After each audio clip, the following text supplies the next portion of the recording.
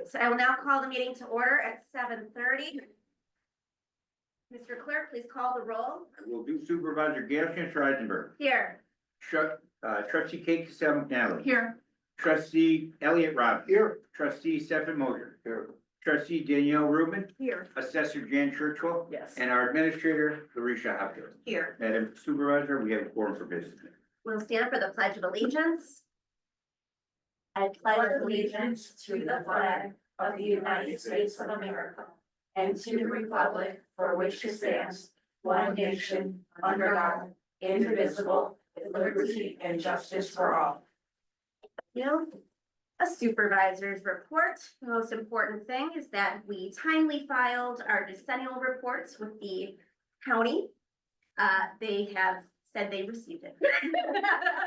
Well, there you go. Thank you so much. That's Yeah. good. I am very thankful to everyone on the board and obviously on our greater decennial committee, who worked hard to put together these recommendations. They've started to source some of the responses to the recommendations, but we will have a check-in in about a year to see how we're doing. But the next time we'll do it is in 10 years. Unless they change the statute, which is very well possible. As you recall, they, had said, feel free to use a consultant. We were quoted about $40,000 for that, so I did it myself. And thank you to Kate for very fastidious editing skills.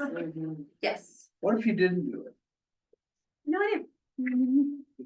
Curious. I'm sure some won't. I bet some units of government may have had trouble getting it done. Yeah, I'm not sure there were enforcement mechanisms. But the whole law thing that we, swore to uphold. For what it's worth, it was extremely comprehensive and detailed. It was Yes, an amazing. incredible Amazing. first time effort. And I think a lot of other municipal entities could have learned from our event. I looked at a lot of the ones online trying to figure out, what was going to be covered, and your effort was absolutely, hello, they're here and we're here. Yeah. It's great. Wonderful. I'm glad to hear it. And I suspect that will help greatly the nation for the future. Exactly. Yeah. Yep. So it is information that I kind of had meant to be looking at anyway, so it was good to organize our thoughts as far as where we think the township's going and our demographics. So very helpful. It's been a busy month. Other than that, we had the special gifts stride stage that I attended on behalf of the township, which they ordered beautiful weather. We had our volunteer appreciation lunch for some of our place volunteers here in the community room, featuring, because it was near Halloween, we had Halloween music playing on our fancy TV, which was a lot of fun. Kate was nice enough to invite me to the St. Joseph's St. Francis Parish Council to discuss the pantry and how the parish can help with our efforts here.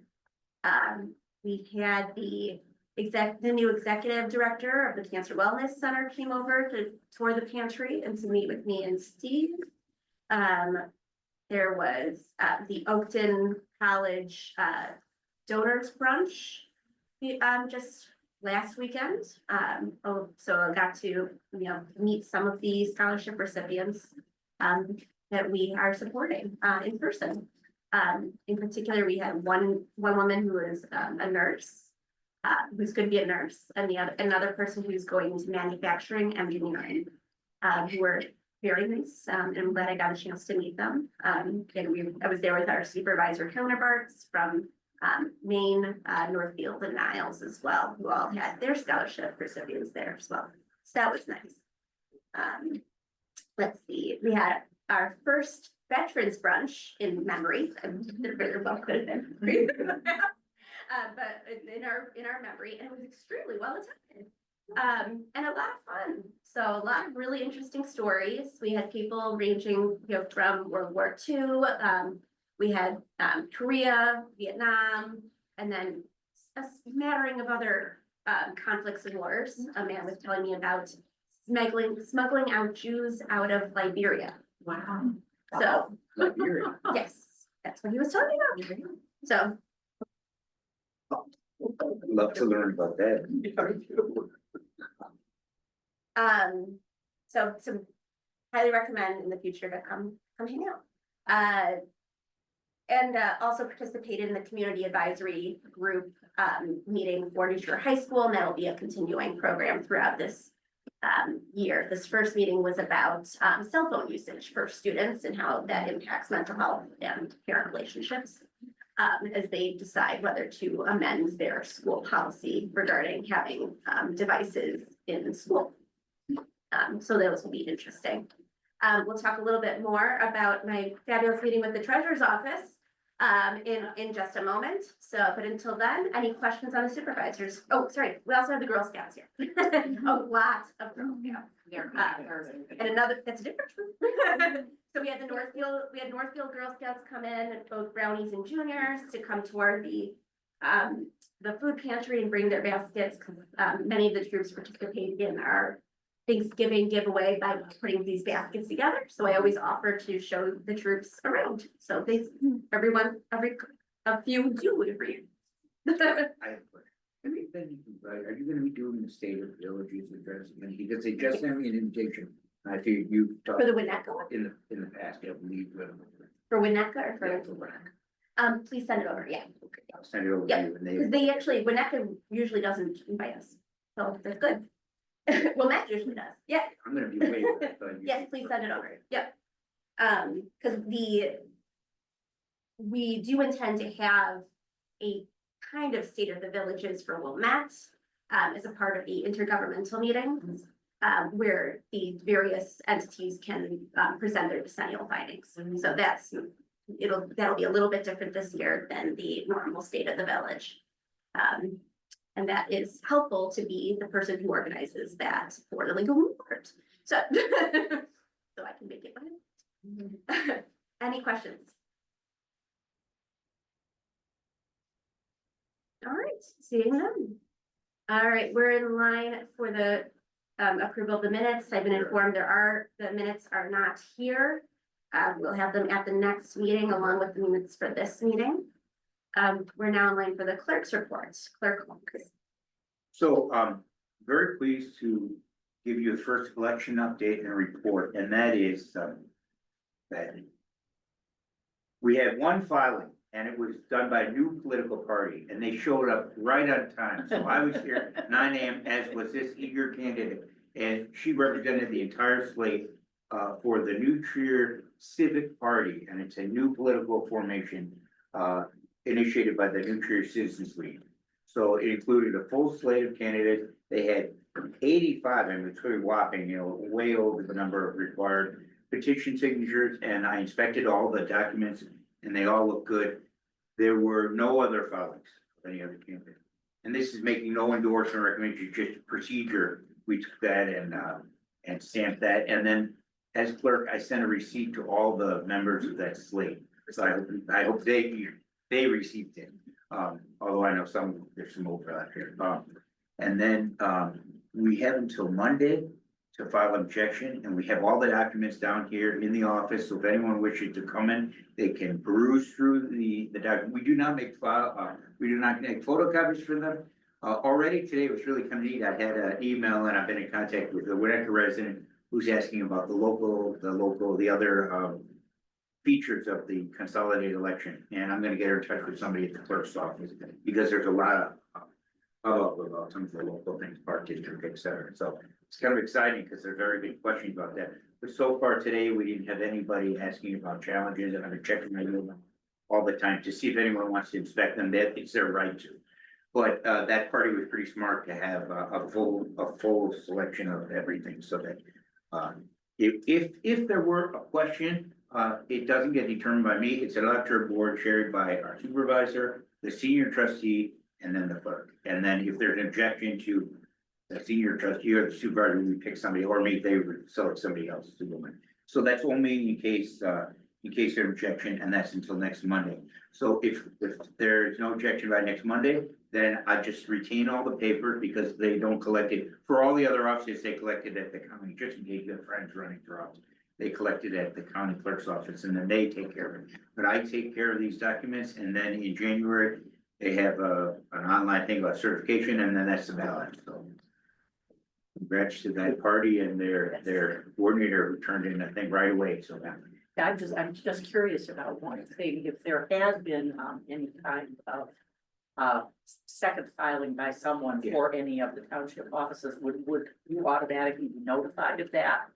Or would you just have to kind of, call and say, has anybody else filed? It would have been How would filed we with, find it's out? filed with Jerome. Yeah, Sorry? when that happened Oh, 8 years yeah. ago, it's Oh, it it's had- only it through, did come that's how they through. know it. Ah, okay, well, that. So they was came awesome. in and Then that we was all, know. and then Yes, they that might group do had that. asked They to would challenge do the thing, but the thing is, I can't give them the documents, they have to be Yeah. with somebody, and I mean, it sounds, but still, they wanna maintain that no tampering. Absolutely. So, at Nothing that up time, your it was pretty sleeve. exciting that objector came out to Glenbrook North and we had a room at the dean's club. It was very exciting. We went through everything together and she was satisfied and then that election went forward with independent candidates and they slid. But, I just was very happy with the way that group put together everything. Wow. And, so it should be a good election, but there's gonna be excitement on some of the local races. And that is, oh, and then finally, I decided to do online. One of my favorites is going to the toy convention, but I did it online and that was a very good call because then I was able to be here for the 90. Opening of that. And it just goes. And have any of the, One of the highlights was Ross, our own Ross, is a superstar at Toy Now. He gave an election update, which was, I'm sure for everyone was like they were on the edge of their seat. I mean, there's so many details. You can't believe all the stuff that goes on with this. Except I had been to a summertime election seminar where Ross was one of the featured speakers, so I had a lot of this already, and I've done this a couple times, but it's still exciting, all this, how it works out, and all the different industries that involve. I did send a letter to the New Trier Democratic Organization and to the New Trier Republican Organization, just so that you know, in case any of you have friends or involved yourself, both chair were notified, and they had ample time to get back and say that they wanted to have caucus, and although I'm not allowed to give an opinion, I'm just pleased that that's an opinion. Well, I'm just glad that the party, because it is technically a political race, and Ross clarified everything. It's considered a political race because in most townships, the parties put forward candidates, and they do it by caucus. It's a whole different nomination. And there's so many details about how do you get a caucus slated. But our township has just, I don't think historically has ever done it. So we've had independent people, but the parties have just have enough other things too, in their opinion, so, but they are invited every year, in case you're wondering why they don't, they make the choice not to follow. Thank you. thank you. Any questions for Jerome? Seeing none, I'll entertain a motion to amend our agenda to address the resolution 2024-4 future township investments in Illinois funds. Is there such a motion? Wait, sorry, what? To do that next? Yes. Okay. Noting that we have a guest. So pertinent to moved. that. Is there a second? Second. All those in favor, please say aye. Any opposed? Seeing none. Resolution 2024-4. All right, so there have been discussion about diversifying our investment managers. In addition, that we have already a diverse portfolio. And it just so happens that the timing worked great. That the treasurer's office had reached out to chat about some of the things that they can offer to our township. And it was serendipitous. They told me about Illinois funds. Treasurer Ferricks had also given a presentation at the Metropolitan Township Officials / Talk about a year ago.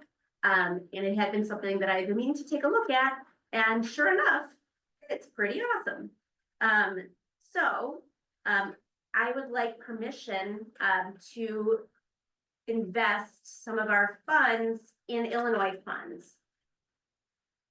Is there any discussion? What does that mean? Okay. Where's my thing?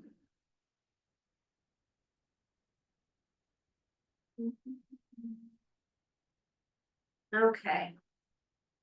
We're having, including the PowerPoint, but we didn't here. Is that true?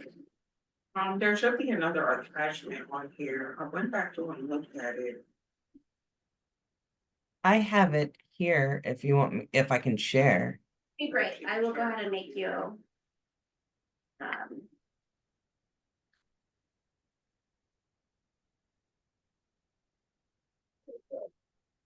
And thank you to Erin for attempting to answer any questions you have. Not a All right, so you problem. should now have power. Perfect. Very slow. Sorry. Slow. Slow. Can you see my screen? All right, let me see if I can make it full. Can you still see my screen? Yes, you're doing great. Okay. Alrighty. And you don't see my notes. Nope. Okay, good. All right. Thank you, everybody, for your time. My name is Erin Sloan. I am the Deputy Director of Outreach for the Illinois Funds for the Illinois State Treasurer's Office. As Supervisor Eisenberg mentioned, we reached out, just so happened I was at the Township officials event as well as the MTA symposium a few weeks prior, just we're making a real conscientious effort of getting out to all of our townships to make sure that you are aware of the service. So the Illinois Funds we've been around for about 50 years. So this is our 49th year. It was established in 1975 as a money market-like fund. We are AAA rated. We have 1,400 local governments and agencies who are participants in the fund. So right now the fund is $21 billion. Part of it is the state portfolio. So we're talking about the state agencies, the treasurer's office, the secretary of state, all of those folks, they are participants in Illinois funds. But then we have local governments like yourselves, municipalities, mosquito abatement districts, you name it. If you're a government, you can participate.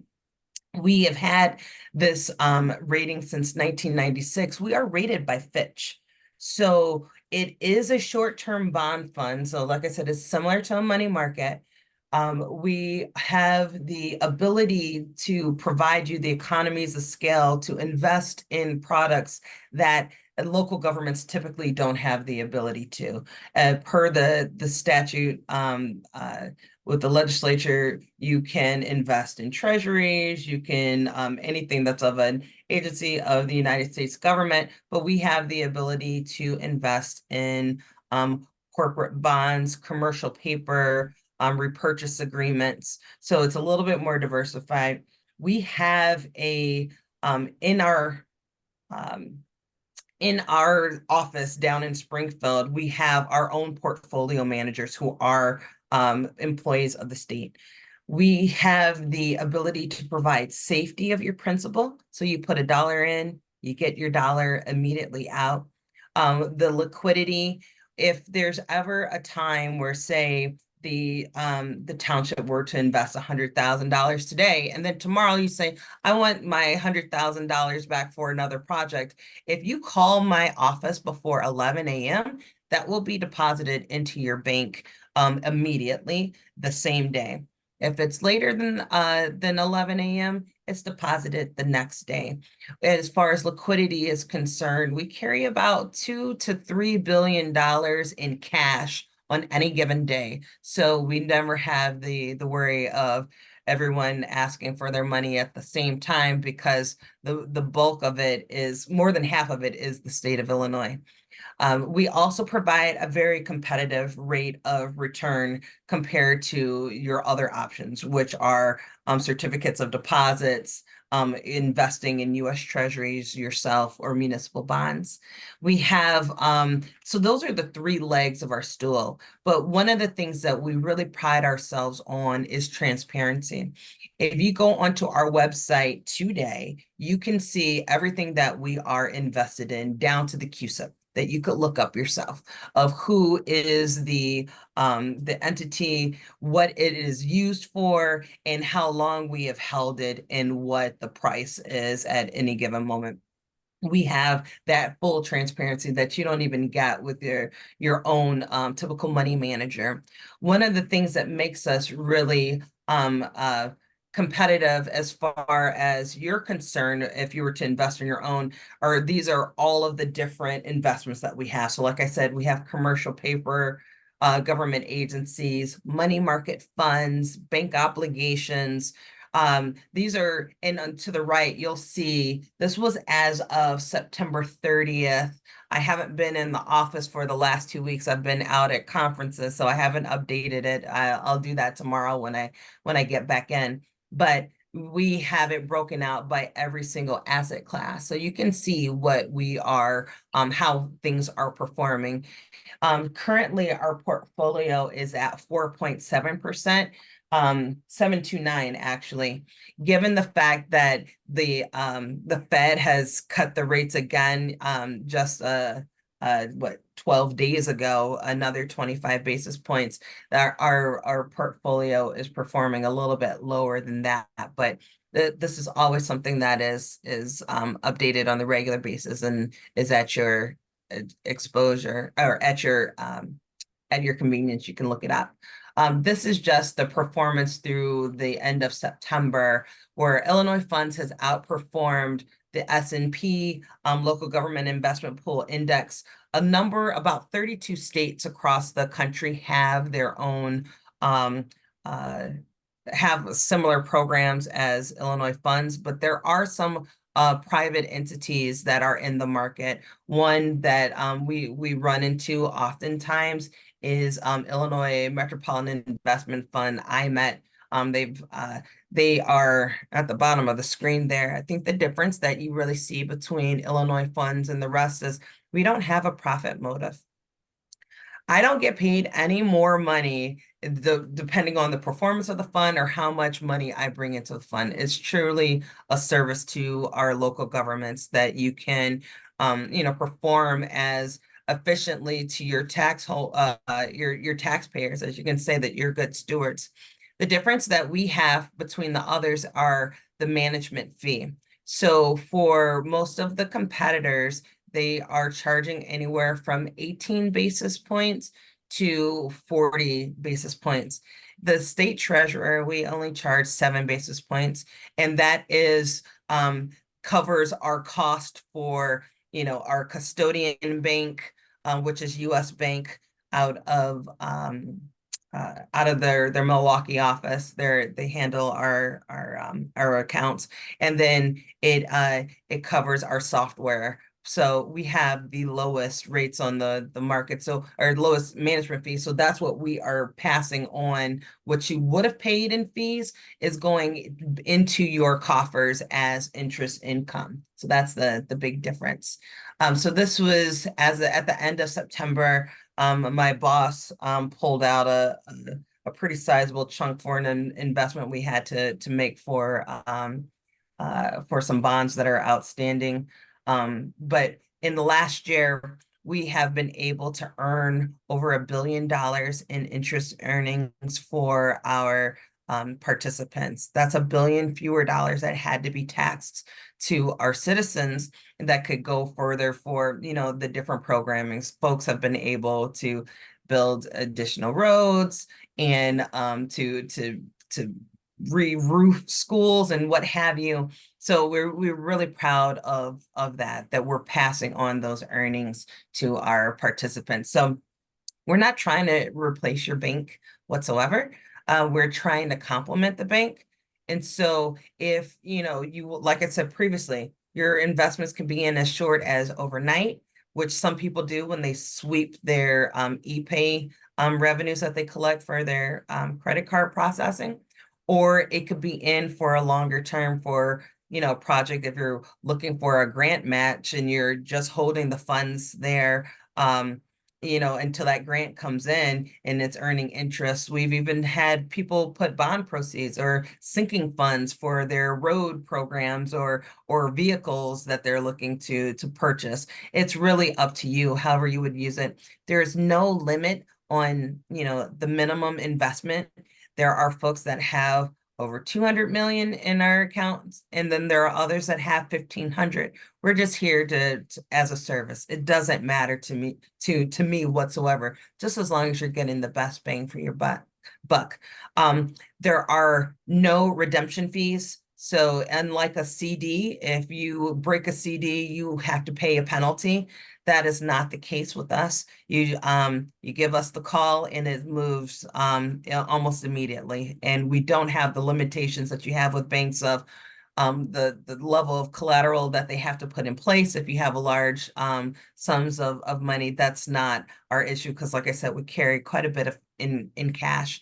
And then, you know, some folks actually get direct payments from the state, like their sales tax or their MFT dollars get deposited immediately into their Illinois funds account. So they are earning interest as soon as it hits their account. And the biggest thing that I have to reiterate, especially for our downstate folks, the General Assembly has no access to these accounts whatsoever. Your money is your money.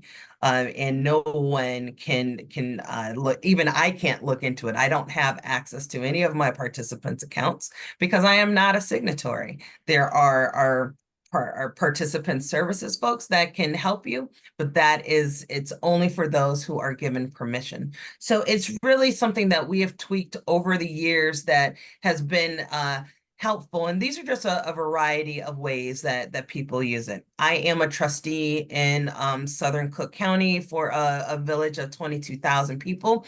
My town puts our entire general fund in here, and we do the fund accounting on the back end, while others will have their Illinois funds accounts mirror their bank accounts. So they might, or mirror their ledger. So they might have an MFT account, a general fund account, a general services, vehicle replacement funds, whatever, you know, you do to keep your a grant fund. It could be kept as separate as you want, or it could be combined. It's really up to you, but there is no fee for the accounts, and there's not a limit on how many that you can have.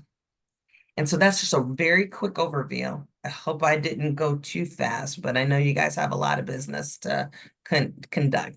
Does anybody have any questions? How are you different from IMED?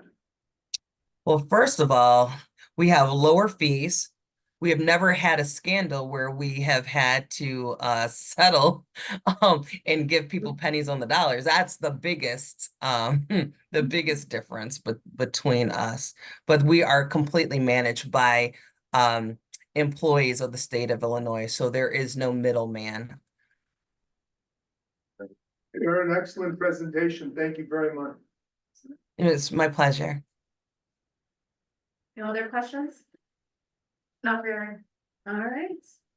All right, So thank you. the proposal, essentially I need permission from the board to enter into an agreement with Illinois funds. You know, I would work with James as far as distribution between Illinois funds and Sawyer Faldudo. I do not intend to completely replace. But as trustee Moser had been suggesting, to diversify the money managers. And we would keep all, you know, in my capacity as president of Angel Fund has to stay with Sawyer Faldudo. They are not a government. They can't go to Illinois funds. Yes. I'd like to hear from Sawyer Faldudo. I'm not comfortable with collateral like corporate bonds, commercial paper, repurchase agreements. That's not the asset mix I'm interested in, to protect the taxpayers' money. So I'd like to hear specifically from Sawyer Faldudo. I'd like them to comment on the pros and cons of this alternative. I trust Sawyer Faldudo. We've been with them for a year. They have given us yields of over 4.5%. So I'm in favor of diversifying, but the asset class has got to be more satisfactory to me. So I'd love Sawyer Faldudo to comment, you know, about the pros and cons from their perspective of putting any money in this fund. Well, they're the competition. Correct. So just my thoughts on the objectivity of their assessment are. We will take that into consideration. They may have something of concern that to share with us, and they may have nothing bad to say, but we will weigh everything they say and take everything into consideration. To tailor off of that too, I would like to hear from James. As to his thoughts, specifically as he deals with, a number of different municipalities. Budgets and, their investments, so I'd like, I'm sure at least somebody that he deals with has money with the Illinois funds. So I'd like to get an idea from him as to, this fourth whereas clause, the competitive rate of return, always kind of makes me a little itchy. So I kind of would like to hear, but not with specifics, but, kind of what that means. And to be able to make a better informed decision. I agree, I'd like to hear from James as well. And Gail, do you know if there are any other local townships that are participating in this? I did not ask. Aaron, do you have that information? I do. If you can give me 2 seconds, I can pull that up. I have a number off the top of my head that we work with down here in I know in Southern Cook there are a number. One of the things that you have to be mindful of, you can only, the asset class that you guys are talking about, that can only be done through the local government investment pool. No municipality, if they're not in Illinois funds, they cannot invest in commercial paper whatsoever on their own. So while he might have been getting you 4.4, 4.5% return, in the last year, we were having returns of 5.7 to 5.8 and around there. So I'm pulling up my township lists right now. But I know as far as participants, of course, on the spot, and I don't have it pulled up for you. You guys are what For Cook. yeah. So as Aaron's taking a look at that, my suggestion would be to pass the resolution and have me come back with a proposed mix, based on conversations with James. And we can have, is Sawyerfield already coming for that meeting? They're coming in February, Okay. so, we could ask him to come earlier, but I think that he agreed to February because he might have other stuff going on. But I think James is probably our more objective. Yeah, I agree. I think James is appropriate. I don't think that the investment company is. When we've invested money in banks, we've never asked what they're putting our money into. We just gave them our money. I like the idea of this for diversification purposes. I would start with a small amount. We didn't start with a small amount. Faldo, we gave them half almost immediately and see how they do. Because I think that, if it's not susceptible to the state and they can't take it when they're short of money, then I think that that's a protective measure. But I like the idea a lot. I think James is good and important. I would not ask their competitor what they think. I think that sometimes when you ask of the competitor, you get information that you might otherwise not be able to get. We will weigh, we know there's bias involved because they're a competitor, but I think we're capable of weighing what they have to say. I mean, the asset mix is completely different, Stefan. I Yeah. recognize that. US Treasury, certificates of deposit, money market funds, and there's no level of insurance or backstop with the state. If you read the fine print, this fund is not guaranteed by anybody. Whereas our other investments with Sawyer Faldudo are. Aaron, do you have a response on that Yeah. question about the insured?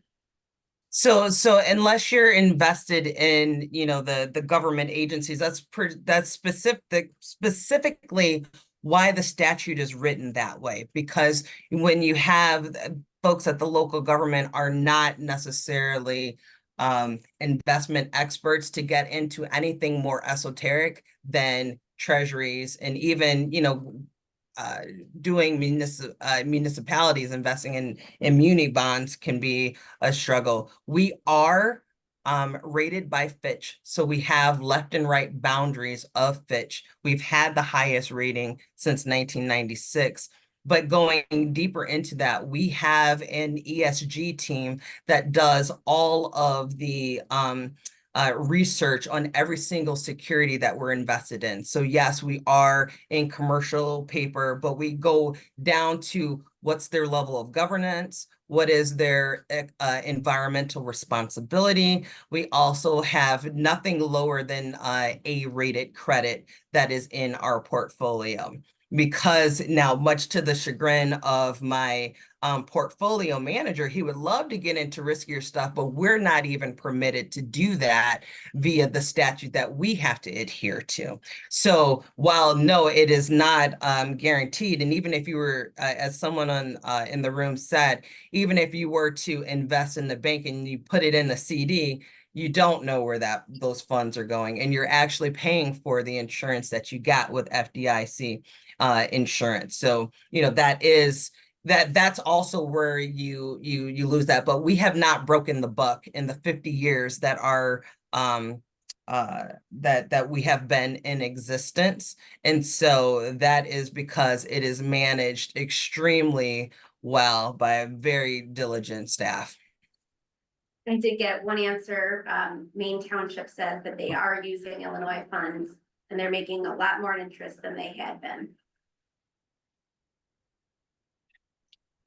Oh, sorry. Just by way of discussion, I worry about commercial paper, corporate bonds, repurchase agreements. I think we're heading into unprecedented political times, unprecedented potential volatility, and the future is more unknown than it's ever been for our country and for all units of local government.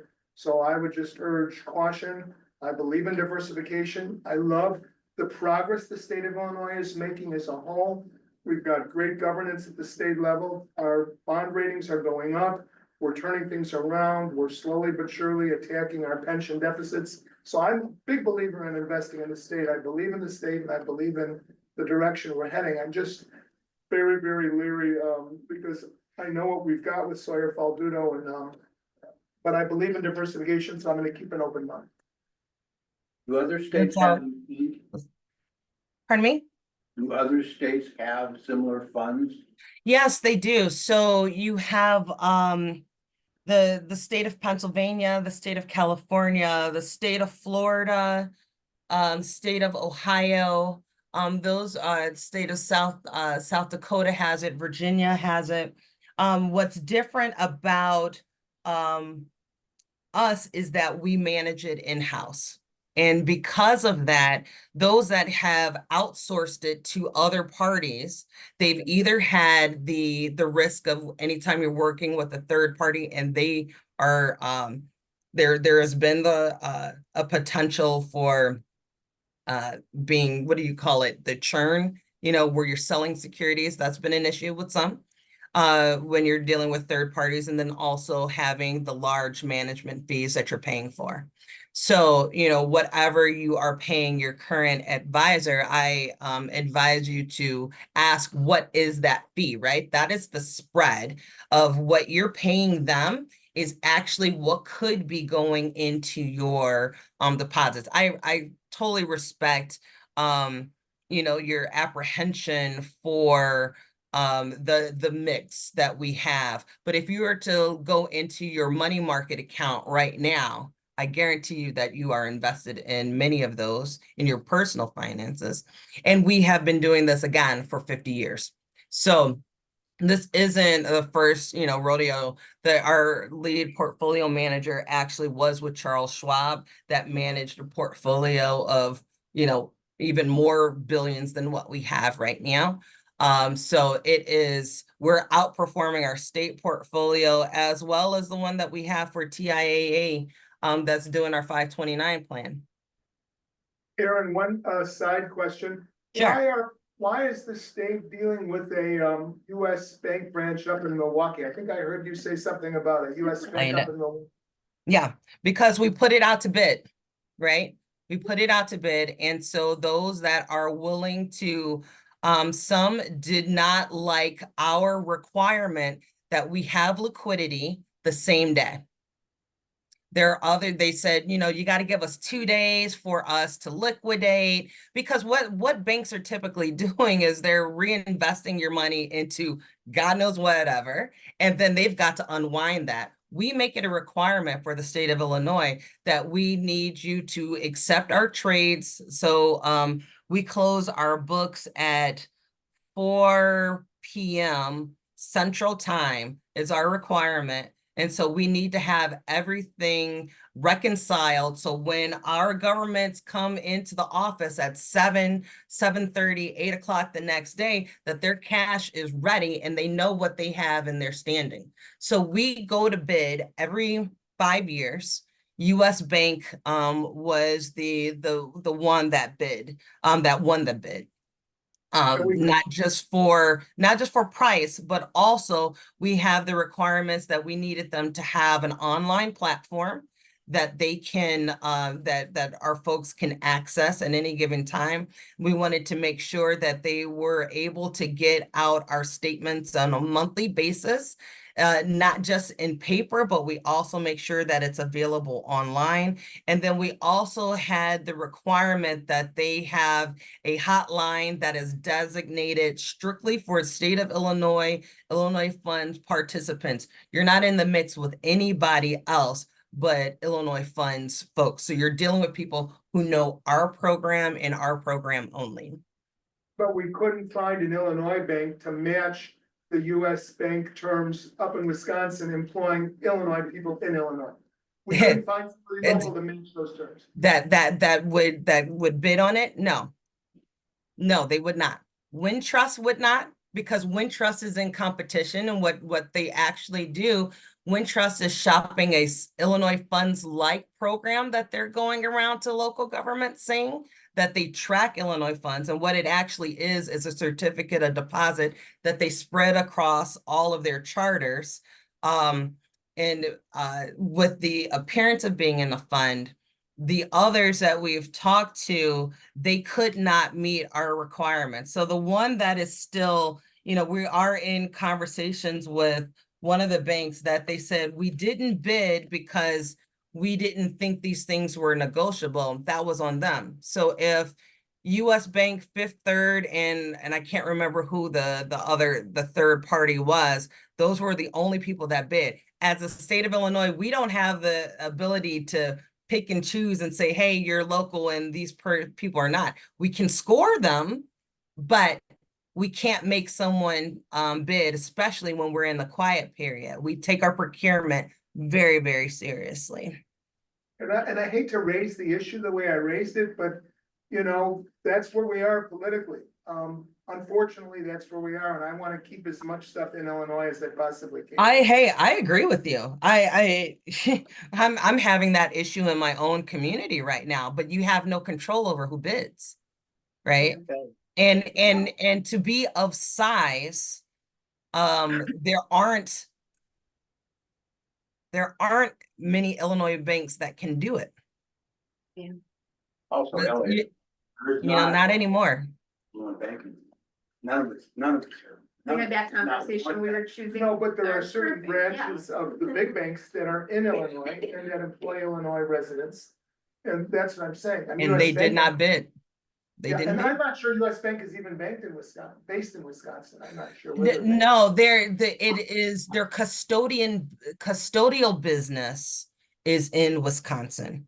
Their print shop is in Kansas City. They're a national, a regional bank.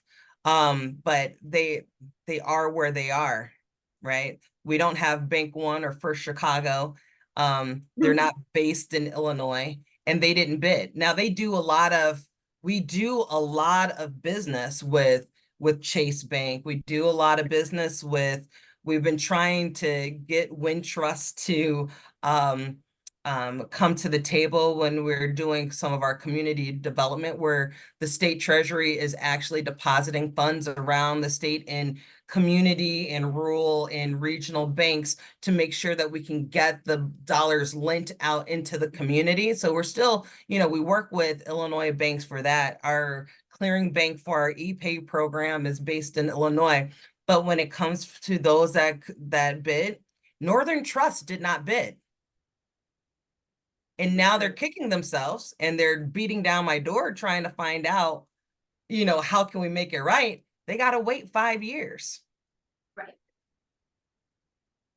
I move to That's- adopt a resolution to give Gail the authority to invest with the overall fund.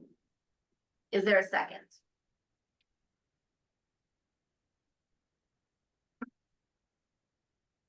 Oh, I'm a voting member, so second. Yeah, we'll go for, well, yeah, Okay. well, not actually, It has to be a roll call, please, it's financial, right? Or you- well, it's not actually, I'm not allocating anything yet. No, so to give Yeah. them. But just authority to. It's just authority to then, to enter into a And then contract and second. then make the discussions. Could we just table the vote until we can at least hear from James?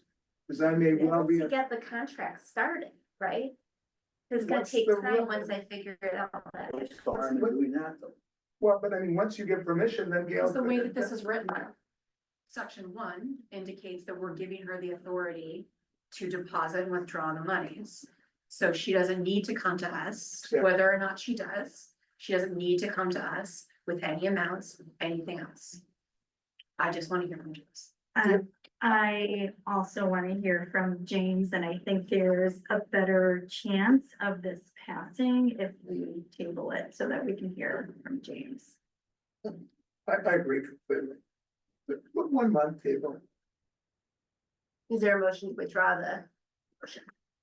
So moved. To, well, yeah. Is there a second on the withdrawal? Second. All in favor, please say aye. Aye. Any opposed? Noted. All right.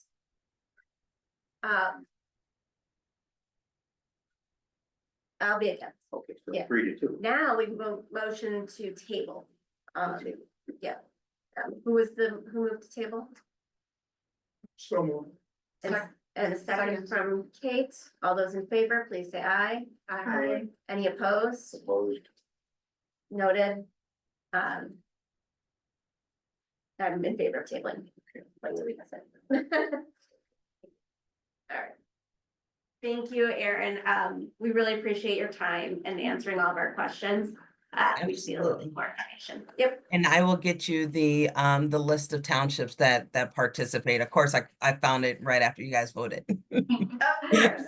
I'll send it over to you afterwards. Aaron, may I ask, what village are you part of? I live in the village of Park Forest in All right. Park Forest in Southern Cook, Eastern Will. Absolutely. All right. Alrighty. Thank you so much. Take care. Bye-bye. Bye. Take that. I'm not seeing James yet. Yes. Okay. Back to my.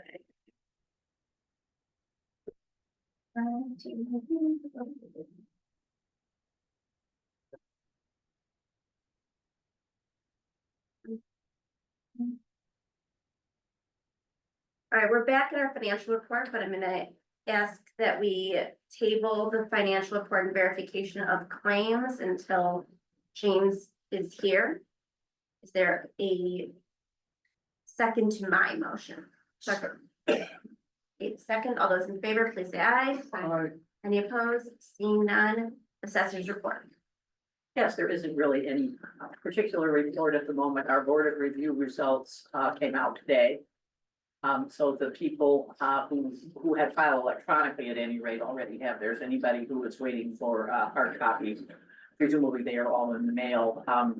The notification that we got was emails and phone calls from people saying I got my results.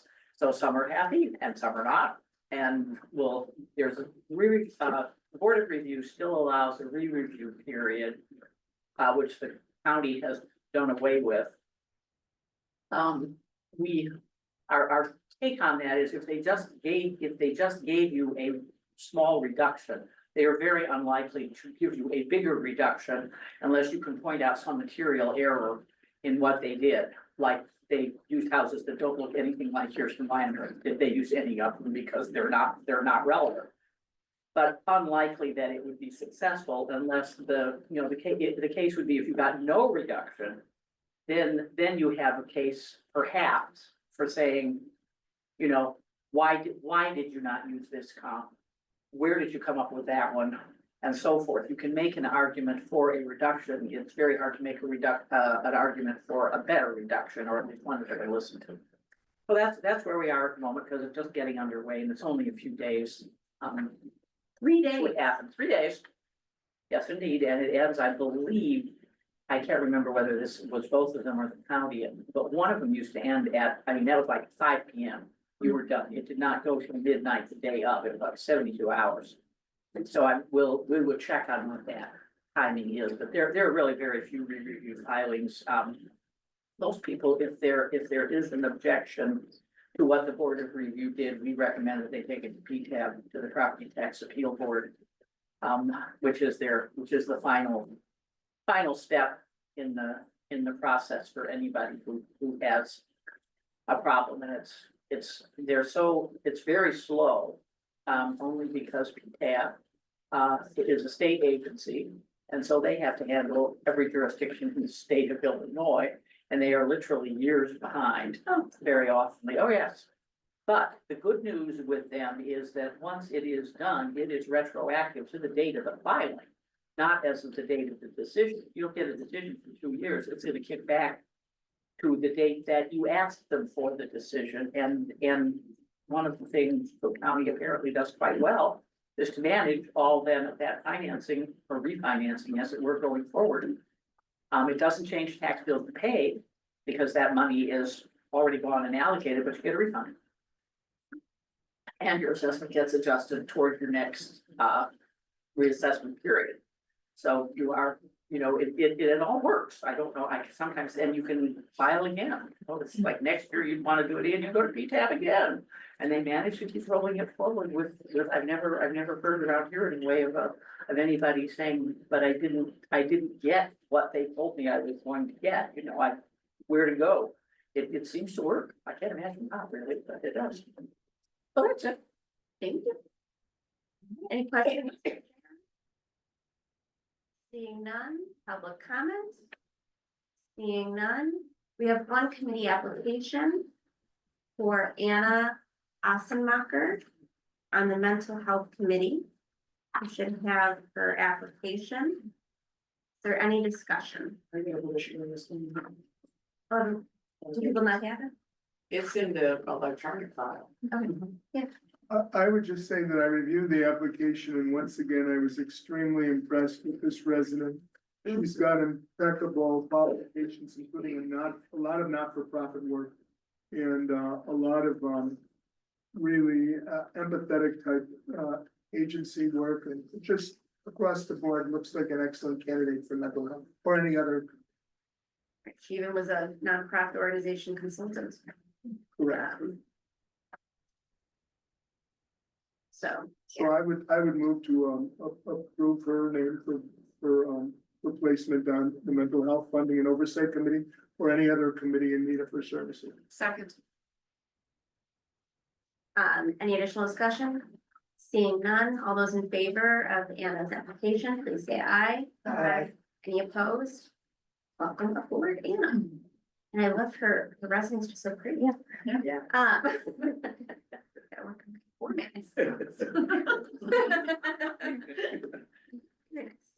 Okay.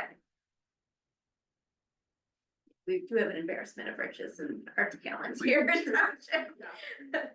All right, no old business. We're on to our New Trier Township salary setting resolution.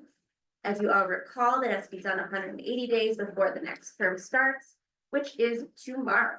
So no time like the present to set our salaries for the next 4 years. They cannot be changed after tomorrow for 4 years.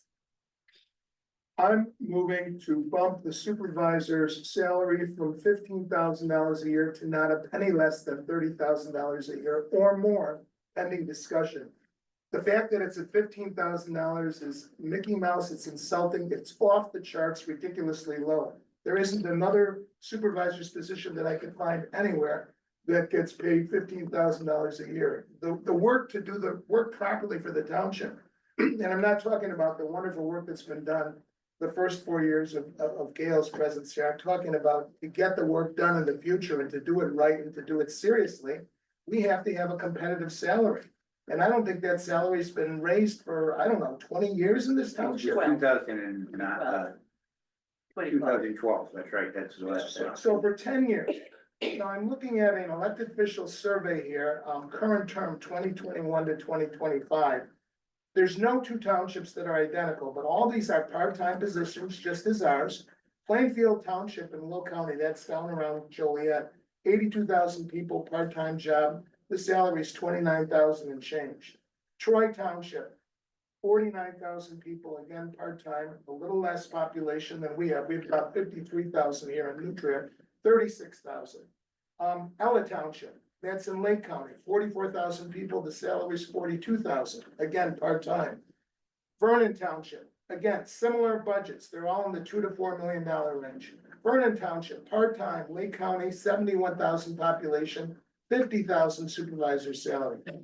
One of the lowest ones I could find is Oak Park Township, similar to our township, 54,000 people. That's a part-time position. The budget's a little lower. They've got about 1.8 million. That's about half of our budget. They get 24,000 and change.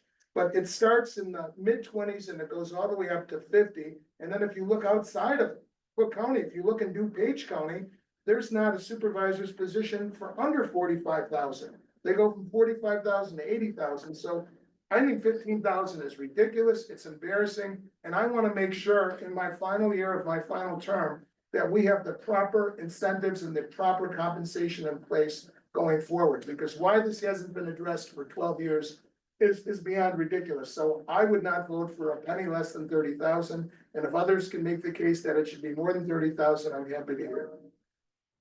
A motion has been made. Is there a second?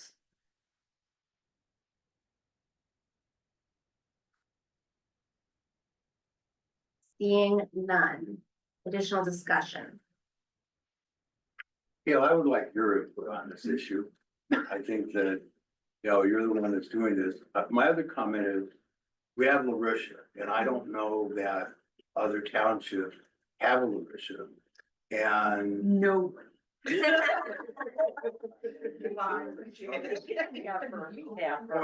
point well taken, but my point is that LaRussia, on a day-to-day basis, runs the township.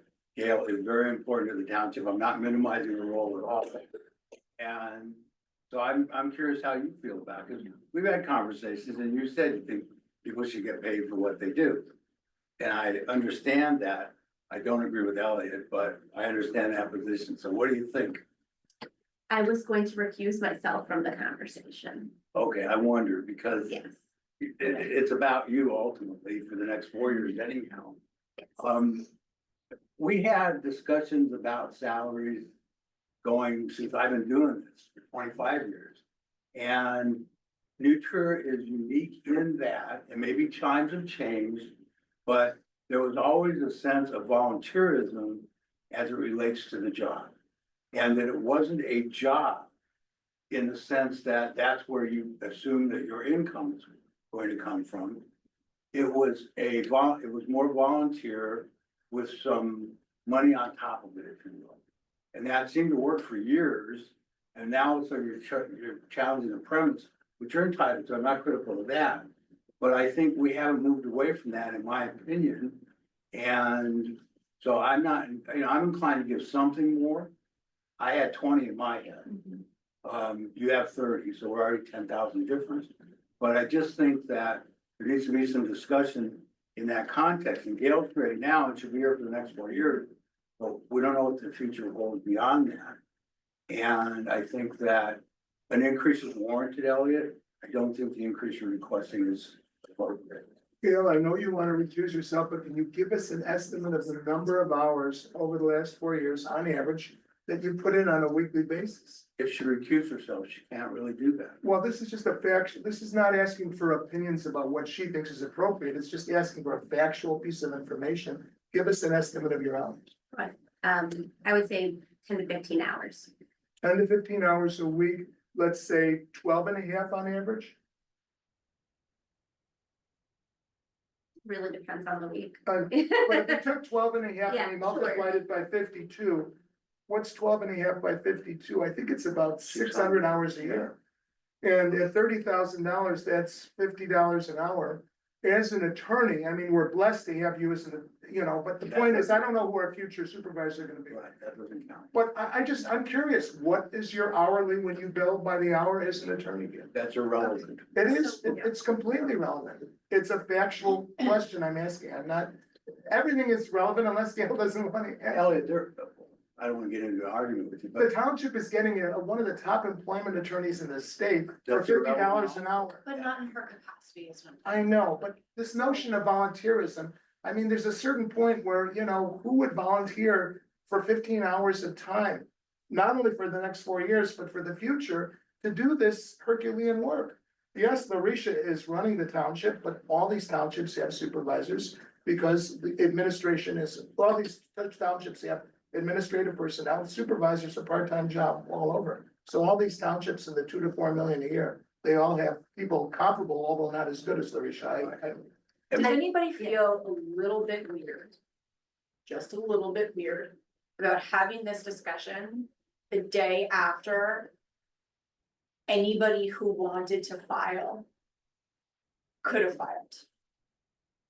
So if we're potentially doubling the salary for 4 years, wouldn't that have been a piece of information that somebody might have been interested in knowing?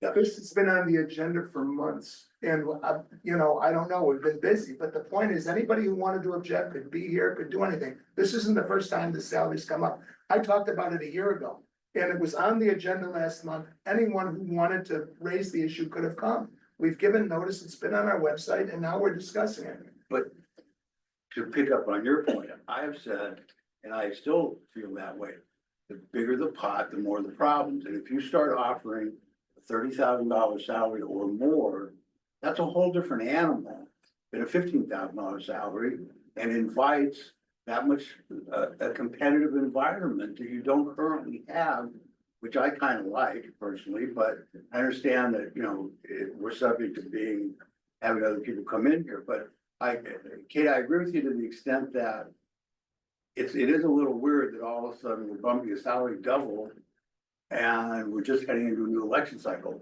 And I know that's what the law requires, but I pick up on your point, I agree with you. Your response, that competition is good. We want good people to apply to be on the slate. I mean, the fact that if you're saying that no one's applying, because who in their right mind would give 15 hours a week, 52 weeks a year?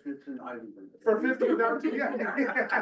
And she's been But Elliot. compared to the other township supervisors, Gail has been woefully underpaid for 4 years now. I'm embarrassed. I think we need to separate Gail and the position. There is no doubt that Gail deserves to be paid so much more. There's no doubt, but that also is not what brings her here. But I think we need to kind of almost take Gail out of the equation and just look at the position.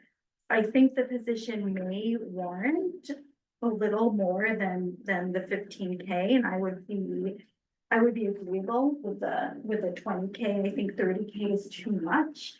I think it's just too much of a jump. I don't think we can go from 15K to 30K. And I also think, what Kate was saying, there is a level of transparency and just, image and It feels. yeah. So I think a small increase to recognize the work that's being done is what I would agree to, but I hear what you're If we saying. wanted to recognize the work already being done, which was Herculean, we'd go back and make back pay. I'm talking about going forward under the notion that Gail might not be here in a year or 2 years. I want to make sure that this position is funded comparably to other townships. Why in this township do we have to go charity and volunteer? Nobody else is volunteering. This is important, difficult work, subject to scrutiny. Your name is out there. You're working for the taxpayers, you're working for the community, you're working for the the most vulnerable people in our township that we represent, and you're trying to do great work for them, we've got to make sure that these jobs are properly salaried in comparison to all the other data we have. I mean, at $20,000, we'd be the lowest township on this list. Anything, no, Oak Park is 20, Oak Park is at 24,000. I mean, I just, Elliot, a lot of townships, this is what people do for their living. This is not Gail's living for one, and I agree with that. I think we take Gail out of the equation. But if you're gonna start raising the supervisor's salary, you're gonna raise everybody else's as well, because they're not commensurate with the rest of the state either. and I plan on voting for the assessor, a significant increase for the assessor too. Jan's position is woefully underpaid. It's again embarrassing. I mean, we could kick this down the road for 4 years. I mean, but this is a problem that needs to be addressed. We've addressed everything else except this, and I don't, I What mean, about the is, clerk's spot? What about? No, Can I make? a work comment? is fine, Is it yeah. okay if I comment? I know I'm not a voter, but just for historical record, I've been around a long time, like 7. So I would just say, things have changed a lot in the time. I mean, I used to have many more responsibilities. It's funny, as clerk, and you, at 7, remember, I mean, I had many more things to do. And it just changed.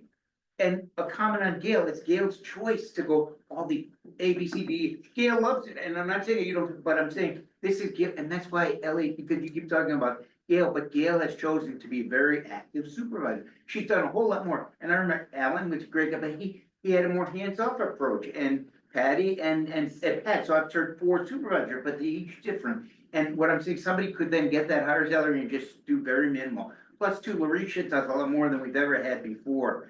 It's just different, and the other thing is, we might run, I was just talking about the municipalities, and they do a ton of work. And Jessica, possibly is joining this board, and she was good with President Winnetka, and those are completely volunteer.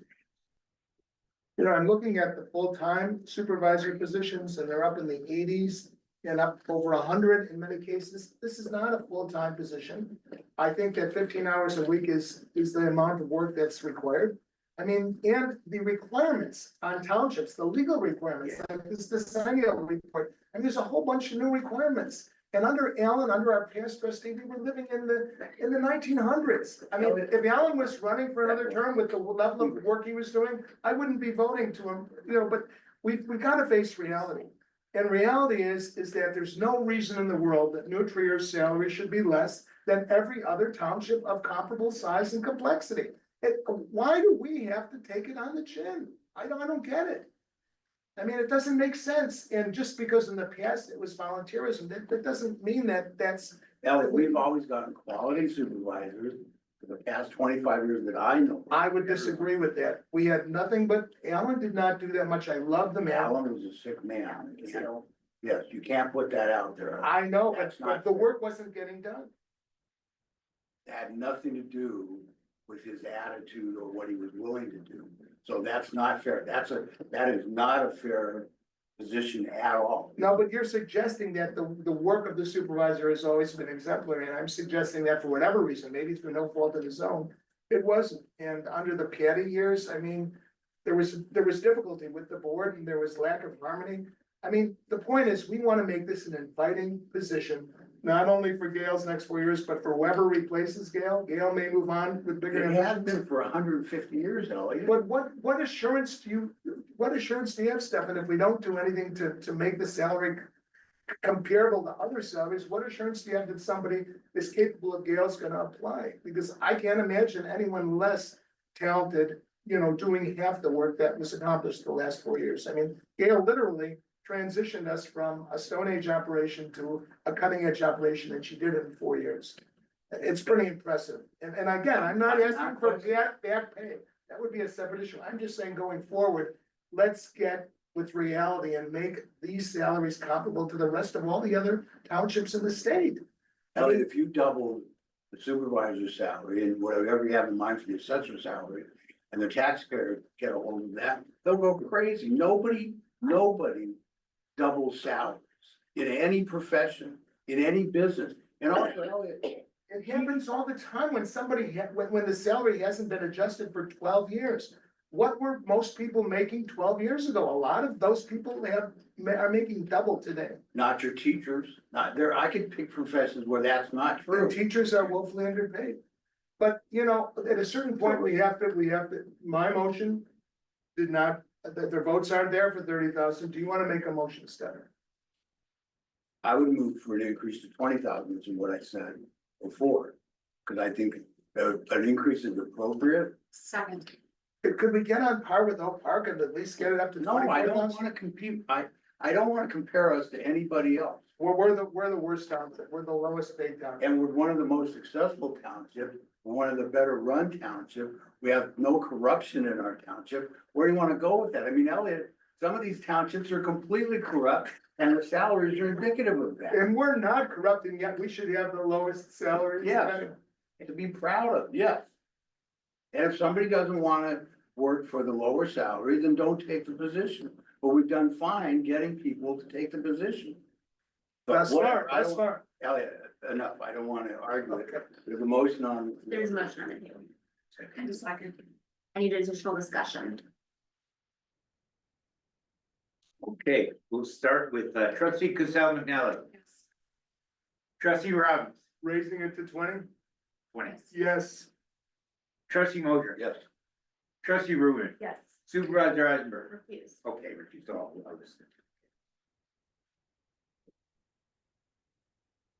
So that's a 33% bump from 15 to 20 in 12 years. And if you take that 33% and you know, average it out over 12 years, it's about 2.5% a year. So, It's passed. What's next? so next is assessor. I would like to move that the assessor salary gets more in line with reality. I look at the assessor's chart that we all have, and I immediately take out 3 outliers. Barrington 7,200, Stickney 10,400, and Nutria 12,000. We're the 3rd lowest of the Cook County assessors. I also at the high end take 3 outliers out. I take out Schaumburg at 173, Cicero at 131, and Thornton at 67. And what that leaves me with is a bunch of assessors who are paid between 21,000 in Lamont and 49,000 in Riverside. It's about 20 different assessors, and when you take 20 and 49, when those are the bookends, the average there is about 35. Right now, Jan, your salary is, the assessor's salary is 12,000? Is that what it is? Yes. I say that the average between 20 and 49 or 20 and 50 is 35. At a minimum, Jan's salary should be moved up to 20,000. That would make it equal with Palatine, and she would be the 4th lowest salary for assessor in the state, with Lamont, Bloom, Northfield, Hanover, Elk Grove, Orland, Wheeling, Maine, Worth, Layton, Calumet, Oak Park, Rich, Niles, Proviso, Berwyn, River Forest, Lyons, Riverside, Thornton, Cicero, and Schaumburg, all exceeding Jan's salary. I have a hard time recommending anything less than the Palatine salary of 20,000. Again, the assessor position is an extremely important position. Jan is the ombudsperson for all of our taxpayers, and she works her butt off. She's here at night, she's here in the morning. There are periods of time during the year where she's here 40 hours a week. I mean, it's insulting. It's sickening that that salary has been at $12,000 for 12 years. It's just, there's no comparison. Elliot, you know this chart better than I do. Of those kind of, other, assessors, can you speak to, which have approximately the same number of residents as us? Yeah, I think I can. So what I'm doing now is pulling back the elected official survey for supervisor. And when You we mean look, assessor? yes, but the supervisor page, Has the- has the Yeah. populations. So for example, if you take Hanover, okay, let's take Palatine, which is the other low one on it. Okay. Palatine has 114,000 people. That's about double our population. And has a budget of about 4 million, which is slightly more than our budget in the high 3s. Well, that's the EAV, that's the equalized assessed valuation. We're at 6 million and change. So our equalized assessed valuation is actually higher than all these. Lamont, for example, they're at 21,400. They have an assessed valuation of under 1 million. It's about a third our size. It's 22,000. Bloom, which has got 21,800. These are all the low ones, by the way, and Jan would be below. Bloom isn't due page, we don't have enough data. Let's look at Northfield. Northfield pays their assessor 22,000 as of 2021. Northfield is very comparable. I think they're a little bit smaller than we are. You know, they have more people. They're a little bigger, but maybe their assessed valuation's a little lower. So my vote for, my motion for 20,000 would be about 10% less than they paid the assessor of Northfield in 2021. I mean, I think 20 is the rock bottom here, and they go up from there. Do you know if those townships have deputy assessors? They all, Oh, yes. everybody, They all do. Yes. and most of them have more staff than that. Well, I know Not that. necessarily, And yes, Jan, there's another always a question. deputy. You don't do actual assessment. No, nobody does it in Cook County, I understand that. So it's just Cook County. yeah. The other counties are all, they do it Right. themselves. Correct? Well, the other townships, townships yeah. statewide, All right, yes. so my point is, Ellie, is that many of those salaries are reflective of a completely different job than Jan does. And I think that Jan does a terrific job. I'm not critical of that at all. But you're comparing apples and oranges in that. I don't think The that. Cook numbers then. The median assessor salary in Cook County is 30,000. I don't care that it is, I merely mentioned it because it is. What about your Without hours? the, Can you without answer the the same question? outliers. Can you answer the same question we asked Supervisor Eisenberg? Can you give us an estimate of your weekly hours in your job, Jen? I know some weeks are crazy when you have. Yeah, exactly. Some weeks are crazy. It makes it very difficult. So I would say half time because I can work at home. Because I have a laptop there, so I can keep up with mail, I can keep up with phone calls and everything else. But so at least 20, So at least 80, and, sorry, 20 hours a week. yeah. 1,000 to 1,200 hours a year. And during peak periods, and I think the fact of the peak period matters. In that it is impossible to do the job during reassessment period without working 7 days a week for 2 or 3 weeks. And being, available in the evenings and everything else, and if there's, so there, the valleys, there's never nothing. The salary that the position has been paying in this township for the last 12 years. In my opinion, again, I use this language, it's Mickey Mouse, it's off the charts, poor, it's embarrassing, it's insulting. It is, That's not Stefan, fair. there's no precedent for it. 12 years this has been neglected. I mean, I'm good conscience. If It's come up all the time. if the position requires over 1,000 hours a year, then you're paying the person 20,000, that's $20 an hour. I mean, this is not busting tables, this is $20 an hour to do the ombudsperson work of all the taxpayers in the township who need help. This is difficult work, this is. I will say that the document that we're looking at, see, I'm not recused anyone. The document that we're looking at is, through this last term. So this is not updated for what the other townships have increased to. Yeah. Also note the, something that Oak Park does, which I thought was smart, is that they increase by CPI annually. And I noticed, this has nothing to do with me, but I think you mentioned Bloom Township, sort of stuck in my head. I happened to see that Bloom, their resolution, I've probably in 2021, included either CPI or a 2.5 increase for all officials every year, depending on which was less. And then they cited the portions of the Illinois statute that allow that to happen. Now, that must be extremely rare, I would think, but obviously it's an option. For It's an people, option, so. but it's a little rare, I only see it in I the think- park. Right, that's the only one of but that's just. Yeah. Cook County, a Cook County assessor with that, and he's a lawyer, and probably knew to look it out. Blue Township is, in DuPage, Yes. so Since you're not recusing I yourself, don't have to. I let me, don't vote. let me ask you this question, how do you feel working at $12,000 a year when the median of people doing comparable work is 30,000 a year, how do you feel? I feel underappreciated a little bit. Well, thank you for your honesty. But you took the job and you knew what the salary was, so you can't be underappreciated. Well, that was, You can feel underappreciated. that was 10 years ago, and the purchasing power now happens to be a great deal less. Which makes a difference. It's more than a third, in fact. And, I certainly didn't take the job not thinking that there would be an adjustment that says, we appreciate what you're doing, all along. And just one other thing, and that it doesn't matter now. I mean, I really don't care about this on a personal level. But if there is a problem with whatever the salaries are in any given period, then 4 years later, the trustees can fix it. That's always out there. But it's a rarity, we would go backwards. There's one assessor who is waiting until tonight to decide whether she is going to run again, because her salary got cut by a third Okay. in 2020. On a different idea. Not thrilled, and it's still more than twice what mine is, by the way. All right, if you took let's say a COLA of, let's say 2.5%, the last 10 years, and I know it's been up and down, that'd be a 25% increase.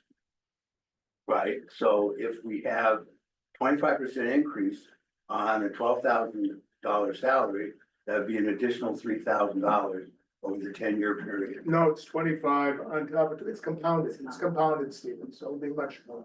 Stephanie, yes. The value of $12,000 in 2000, you said 2012 it was? Okay, from 2012. Let's see, calculator. The value of 12,000 in 2012 is now would be 16,395 to have the same purchasing power based on inflation. Just to give you a sense. I just received information from Maine that they raised their assessor salary to 32,000. Then she may keep her job. She was the one, in fact. I can't in good conscience move for any less than 20,000, and I'm open to more than that if you folks are inclined. So I'm looking, I do feel that the assessed value and number of people is extremely important on this one. Yes. Because it's how many people are seeking help. Oak Park is the closest to us. We're at 57,000 people.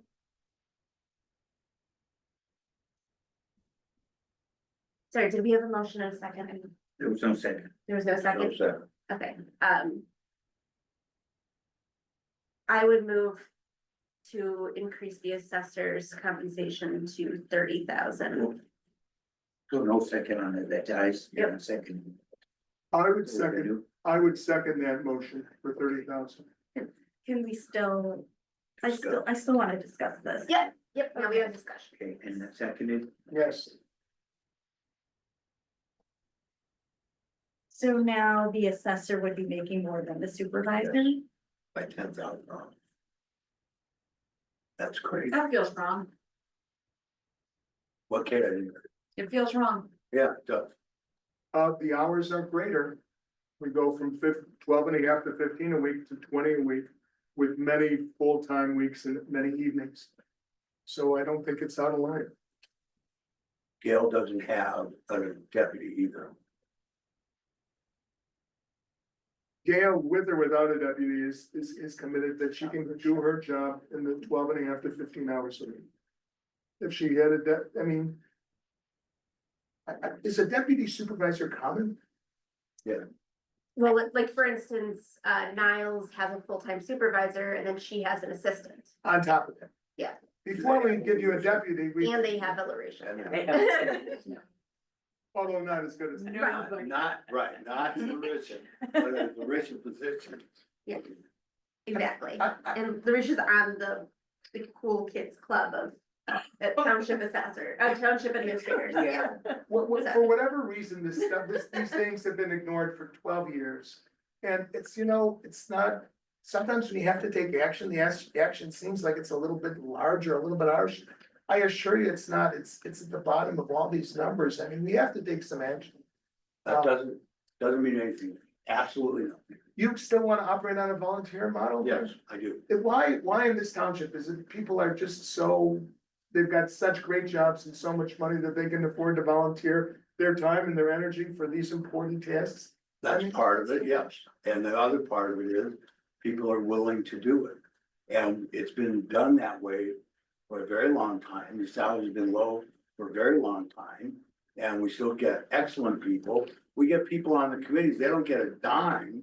And we're getting extremely high caliber people, extremely high. caliber. Thus far, we are, but I think that the workload is hard, and I think people need to be properly incented to keep doing the work. Once in, I mean, they need to be incented to do the work and to stay on top of it and to be innovative. And look at the kind of things that both Gail and Jan do, the way they run around and participate, it's crazy. I mean, they're literally juggling a lot. So I just, look, if we didn't have a precedent, if we didn't have a basis, if we didn't have other townships to compare to, that would be one thing. But I don't know why New Trier above all townships should be on a volunteer basis or on a honorarium basis. It just doesn't make sense. We need to make sure. Total sense, Elliot. It makes total sense. Then why aren't the other townships doing it then? That's their business. I don't know, I don't care. That's their business. So you think that when Jan and Gail leave, you're confident that we're gonna get comparably skilled and incented people to fill those positions? Yes, and you won't be around to deal with it anyhow. Well, you're still a taxpayer. I think- I believe in term limits, Stephen. I believe in term limits, but look, I'm still a taxpayer here and I still care about the work of the township. We don't put them out to. And in this politically charged environment, this is a point of light. This township is gonna become more important than it ever has been. I mean, there are people that are gonna have incredible health needs, mental health needs. I mean, what's going on in this country politically, all of a sudden, townships like this are thrust into the spotlight because this is a small but certain point of light for a whole bunch of vulnerable people And- that are gonna be disenfranchised, that are gonna be hosed by this new administration. These townships are gonna be more important than ever for the very important work we do for the most vulnerable aspects of our And population. they're gonna, and townships are going to come under scrutiny like they've never been scrutinized before. And if you start increasing salaries double or more, that gives those taxpayers who don't want townships the strongest argument possible. This is the whole point of deciding. I mean, come on now, the townships are gonna come under fire as soon as he steps into office. It's gonna be one of the first political agencies that's gonna come under scrutiny because they don't wanna help people that aren't able to help themselves.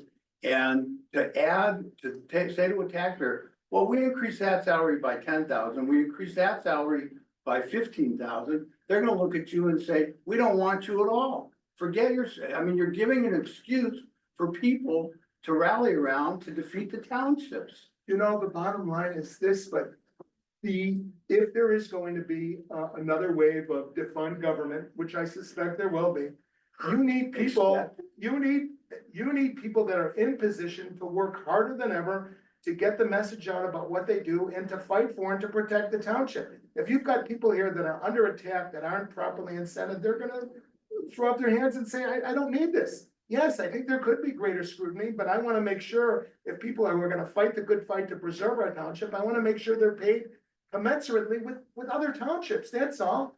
I mean, the taxpayers, in a sense, have gotten a break for 12 years. The salaries. They've got a break for 150 years, it's not 12 years. Okay. This township's been around longer than most, and it's survived and it's done very well for itself. Thus far it has, and I think you're right, we're gonna come under additional scrutiny, and I wanna make sure that the people that are working here and doing the hard work and taking the guff that they're gonna take, I wanna make sure that they're incented properly and fairly. And the only thing we have to go on is what is the market rate? What is the going rate for these services? Shannon. Why, You look like you were looking to say something. Just to the opposite side of, yeah, I agree, I think townships may, maybe in for another wave of low hanging fruit. But nonetheless, the positions that we all hold are state mandated positions, if you don't have it, you don't have a township, period, they won't have anything they need to fight for. They'll just disappear. And so that is a reason then to maintain a level. In a way, you want people to be interested in going on with these jobs, and I'm just not, I'm not talking about myself. But they're and Gail, in your case, I think your estimate of the hours you put in, that may be actual hours on your feet or whatever. But that doesn't count for the planning you have to put into to begin with to get to wherever you're going. You're going to an event for 2 hours, but you spent 4 hours organizing, looking for the event to go to in the first place. So I think you've probably got a lot more hours in on this township than, since you were recusing yourself, than you would actually give yourself credit for if you count, you know, all of the bits and pieces. Well said. And thank you. I want a chance to say that. But I do think that, wanting and valuing township government is a very important component, and in order to get people to do that, yeah. And you do need to keep their interest as well, The interest That's has all. been there for 150 years, having nothing to do with money. but I don't know how long there have been, concerted movements, shall we say, to do away with townships. We do know that, you know, I mean, the value of money has obviously changed. You know, we know that our first female township supervisor was working 2 jobs at least. You know, and caring for 4 kids on that, and a disabled husband. So, you know, it was not volunteer for her. She needed that extra money in order to make ends meet. That's why she did the job. At $20,000 to $30,000 per position, I don't know who's gonna suddenly say, oh, that's a lucrative job, I'm suddenly gonna throw my hat into the ring. That's what you just I said, turned though. down the You just opportunity to contradicted have these yourself. positions because of the funding. Say that again. Again, I turned down the opportunity to run for a higher paid position because of the funding. Sure, and you were highly talented and capable. Because it wasn't I'm enough. not saying it, I'm just Right. saying that, you know. I'm, That's a good point. Because it wasn't enough, or because you didn't want to be paid? because it wasn't enough. Because it wasn't enough, okay. If you're gonna do. If I was gonna do what needed to be done in a role, the salary was insufficient for the way that I was going to do the role. And that being said, I don't look at my role in this township as a paid position. The money that I get goes directly to the babysitter. I'm not making anything off this. And it's not enough. A lot of us. It's not enough to cover your babysitter. It's not enough to cover the babysitter, not with all the life stages committee meetings, but it is a both and. Neither of you is wrong. It is a both and situation. To come back to where we are, because there's been a lot going on, I just want to make sure that I understand the motion on the table is to raise the assessor's salary To 30. to 30. 30, that was the motion, second at 30. Thank you. That is the current motion. I do have something very quick to say, because I answer this phone. To Stephanie's point, there are people who complain about our salaries all the time. There are people who don't understand that we do what we do. And even though we are constantly trying to tell people what we do, there are people that don't understand our importance and definitely think that township should all be closed, right? There are people who come here and say, well, I pay your salary. There are people with those kind of attitudes in this township. We all know that. But it's definitely out there, and I definitely think that if it is to change, to Stephanie's point, people are definitely gonna be like, well, why is it like this? People are questioning why we're giving away community support grants. People are questioning why we're doing Target gift cards. Every single little dime that we spend, it's under scrutiny, and it might not be always to the board, but it definitely is to us as a township and to the staff. So I just wanted to So, put that out there. so one thing we could do in response to what we believe will be the onslaught of a new wave of defunding government, local governments, and what makes our property values go so high. Everybody's property value is really high over the last few years is because we've got so many good units of local government doing such a great job. But, you know, one thing we can do in response to the onslaught is we can pussyfoot around and say, we're not gonna do anything at all and just hope they don't bother us. I think they're coming no matter what, so if they're gonna come and there's gonna be an onslaught and our folks are gonna have to work harder and dig in more, we may as well at least pay them at the bottom of the scale of what other comparable township positions are paying throughout Cook County. We are at the bottom. but no, I wanna bring us up to the bottom, we're below the bottom. We haven't done anything for 12 years. So that, I'm now seeing a repetition in our discussion, we'll call the question. One more thing. Our budget can support these increases. We haven't made our levy yet, so, but yes. which also came under scrutiny recently. So we need to be aware of that as well. You didn't see the email from Mary? Oh, yeah, well, yeah, So she's questioning our levy, which you wanted a higher levy. she wasn't questioning. I didn't the question levy anything, itself. she was pointing things out, the things we should consider. Yeah, Right, Mary, well, she wasn't saying I- not to. No, I interpreted that. Oh, no. I didn't interpret it. that Yeah, way. no, and I've spoken to her many times, No. yeah. no, She's just trying to give us some wonderful wisdom. Yeah, that she's a she good knows. governance It was great. person, yeah. I also read between the lines that you need to consider a lower levy because you don't need as much money as you're asking for. That's what I read between the lines. These increases. Call the question? Yes. A motion has been made, Supervisor Eisenberg, to increase the assessor salary for next term to 30,000, seconded by trustee Robbins. So now vote, trustee Cassell McNally. Trustee Elliot Robbins. Yes, Trustee Stephen Moser. Trustee Rubin. No. Supervisor Eisenberg. Yes. Well, now entertain any additional motions. I moved to raise the assessor salary to 15,000. Is there a second? Second. Is there any additional discussion? I'd like to hear from Danielle. So I'm obviously hearing that Elliot and I, Right. think it should be higher, and both trustee Moser and Cassell McNally, are looking at 15.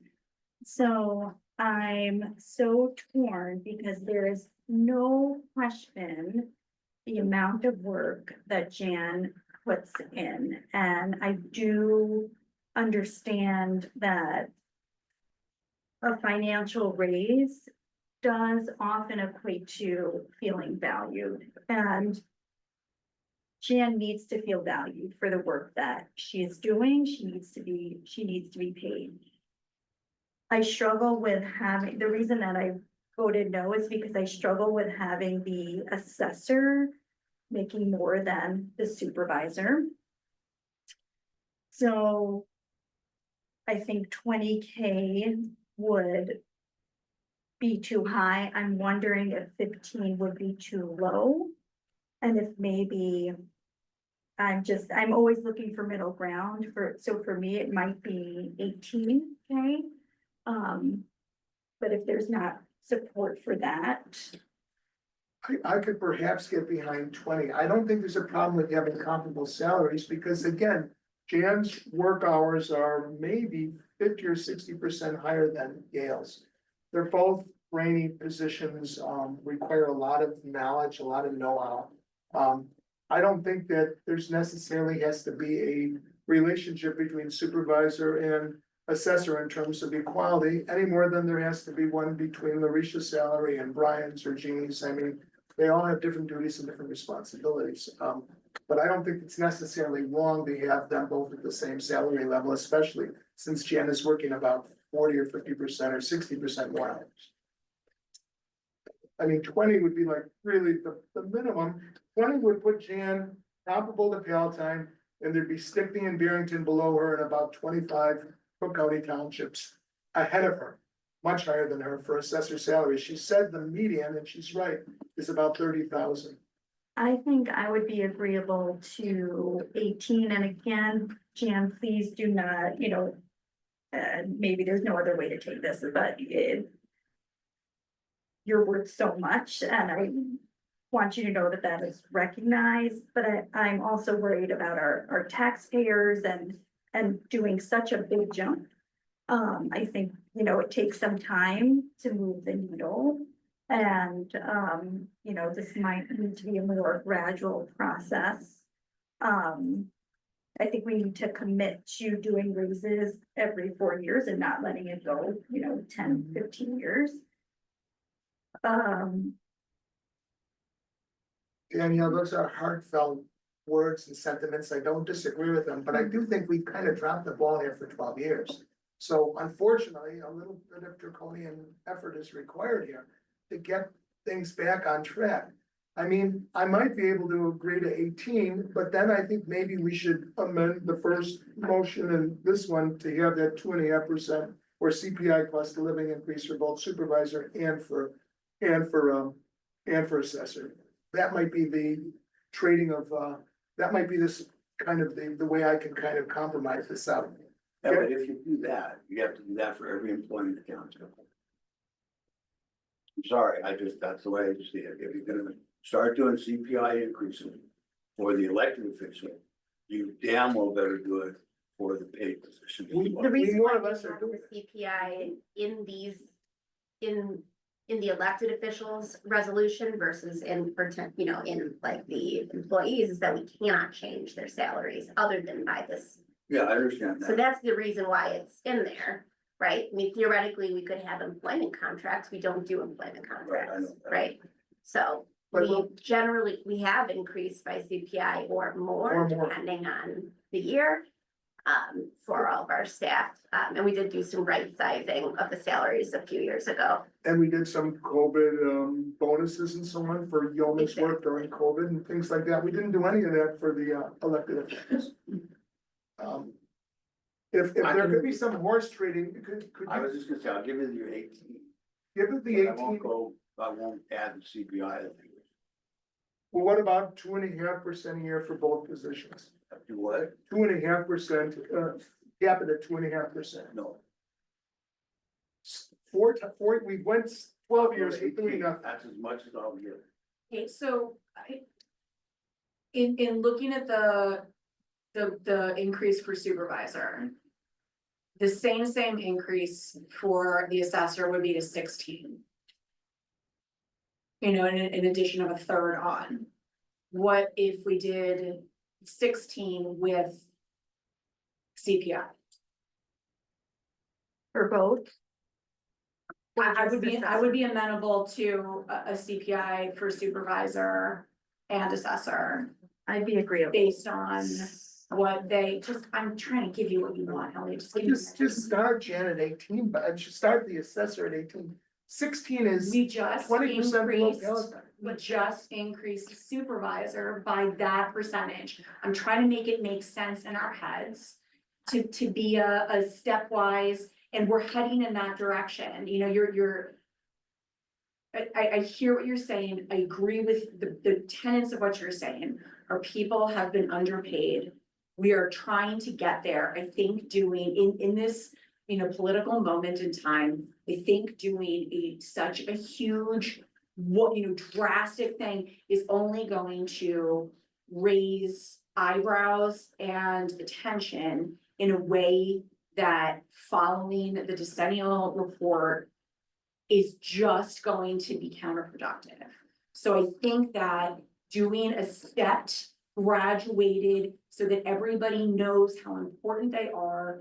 And we are, kind of constant, continuously, annually adjusting up. I think that's how I can get there. So I know that right now, I think the motion on the floor is 20, No. No, we're at 15, we're at 15 now. 15. So So we I have to would- withdraw. I would like to make a motion to withdraw the current motion on the floor. And then well, can we do that first? And then I can, okay, so I would like to make that motion to withdraw the current motion on the floor. Second. All those in favor, please say aye. Aye. Any opposed? Seeing none, is there another motion? Yes, I would like to make a motion to increase the assessor's salary to an annual 16,000 with a CPI annual increase. I don't know if I'm saying that the right way. Cap, Cap, yeah, capped. cap to 2.5. But we can't change it annually, that's the No, problem. could I Under mention, no, this is the way that the balloon resolution reads CPI or 2.5, whichever is less.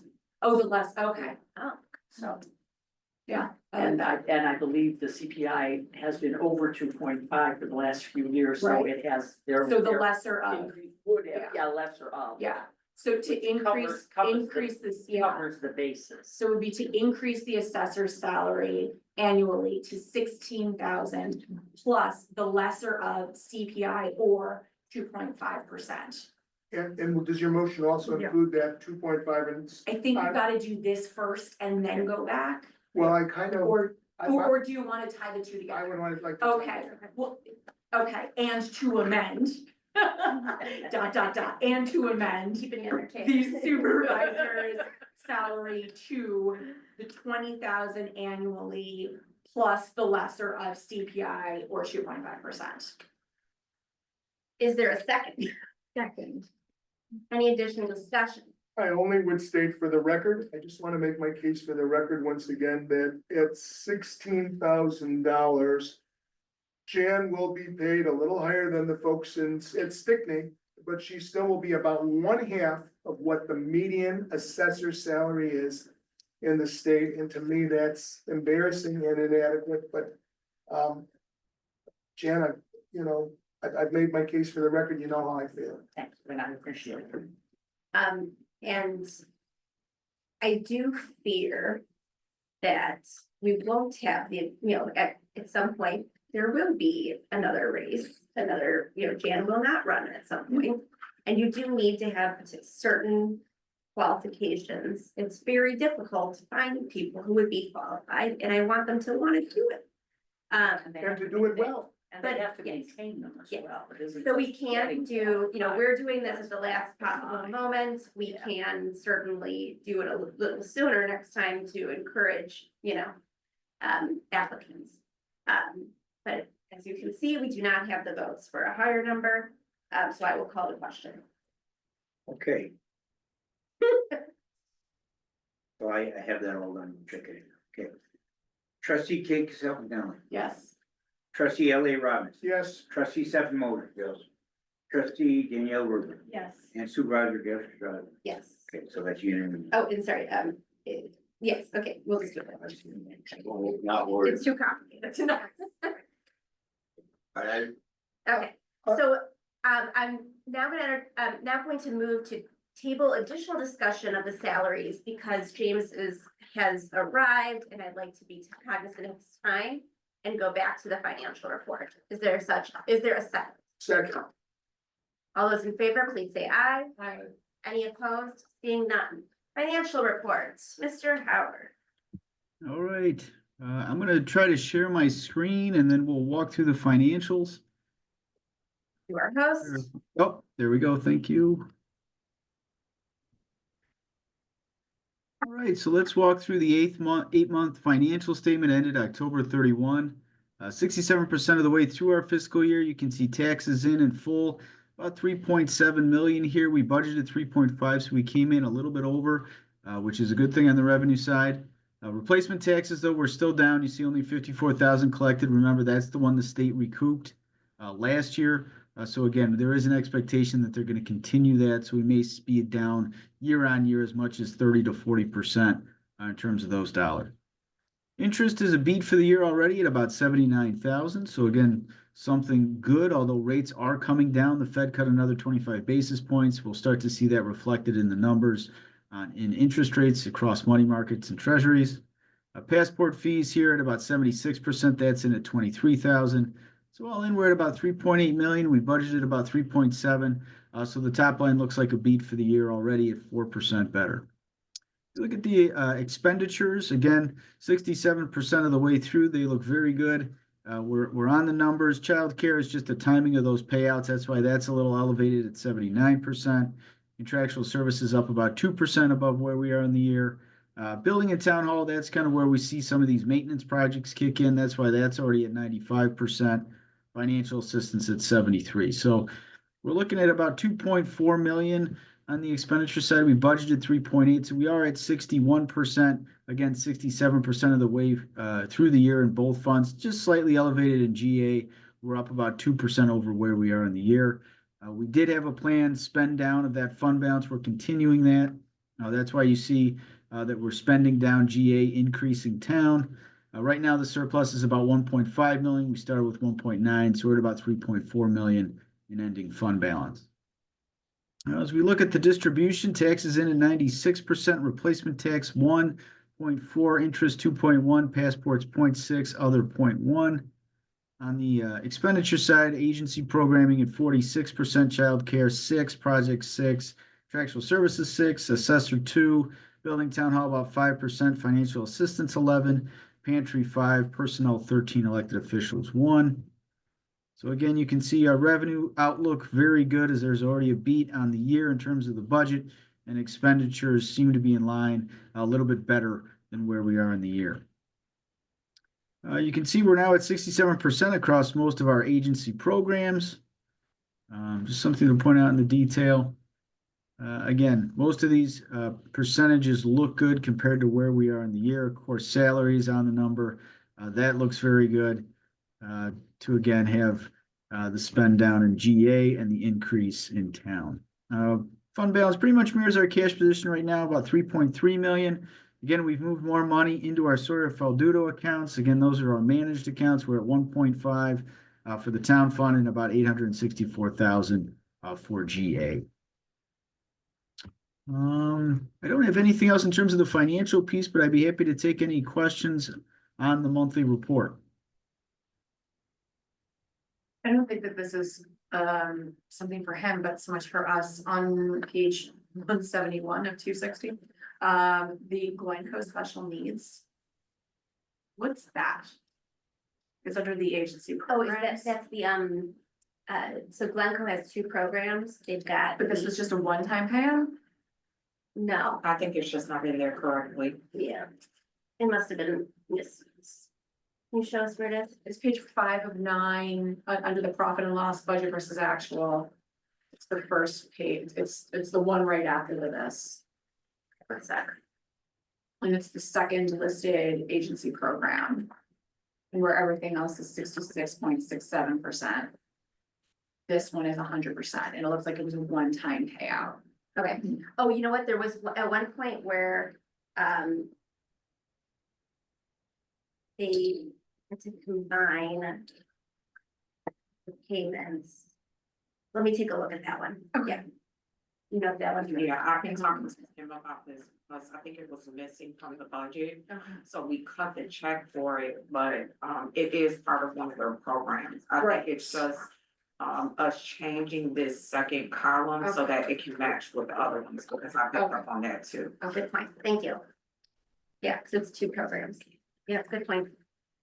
And then it's not for this month, obviously, but when you talk to somebody, talk to James about the Illinois, whatever. James, you missed some excitement. We'll chat about it tomorrow.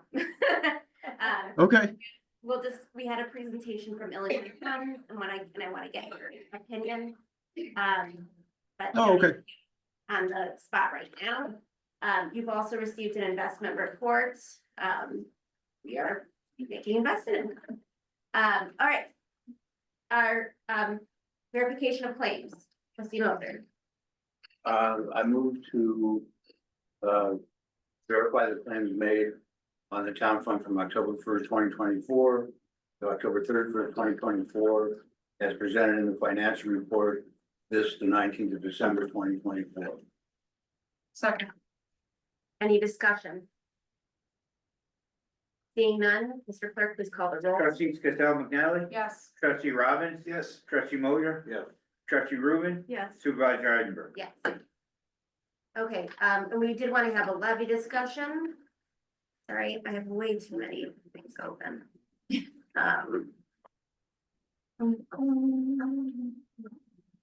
Okay, James, if you wanted to go through the levy, document that you created, that'd be very helpful. Yeah, no problem. So let's walk through the 2024 proposed levy. Again, it makes up 94% of our total revenue, so probably the most important thing we do all year. CPI's come down. We're at 3.4%. Remember, we had outlier years in the last two with 7 and 6.5. And now the Fed driving rates down to 2%. We're at 3.4. And on a 12-month look back from October, it's 2.6. So it is getting closer to that 2% mark. EAV, we're estimating to decrease after a reassessment year, about 7%. And new growth here, we're using a 5-year average of about 36 million. All of our models, we don't require publication or hearing based on truth in taxation, as we are less than 5% of the prior year's extension. Here's just real quick graphically to show the two pieces that we can capture with the levy, the CPI and new growth. And again, 6.5 and 7 across the last 2 years. And then you can see it's come down and typically averages right around 2%. In terms of the tax rate, you can see our tax rate last year at 0.0586. And again, that's always the relationship between the extension and the EAV. Again, extension over the EAV, so whichever one rises faster, that will increase or decrease the tax rate.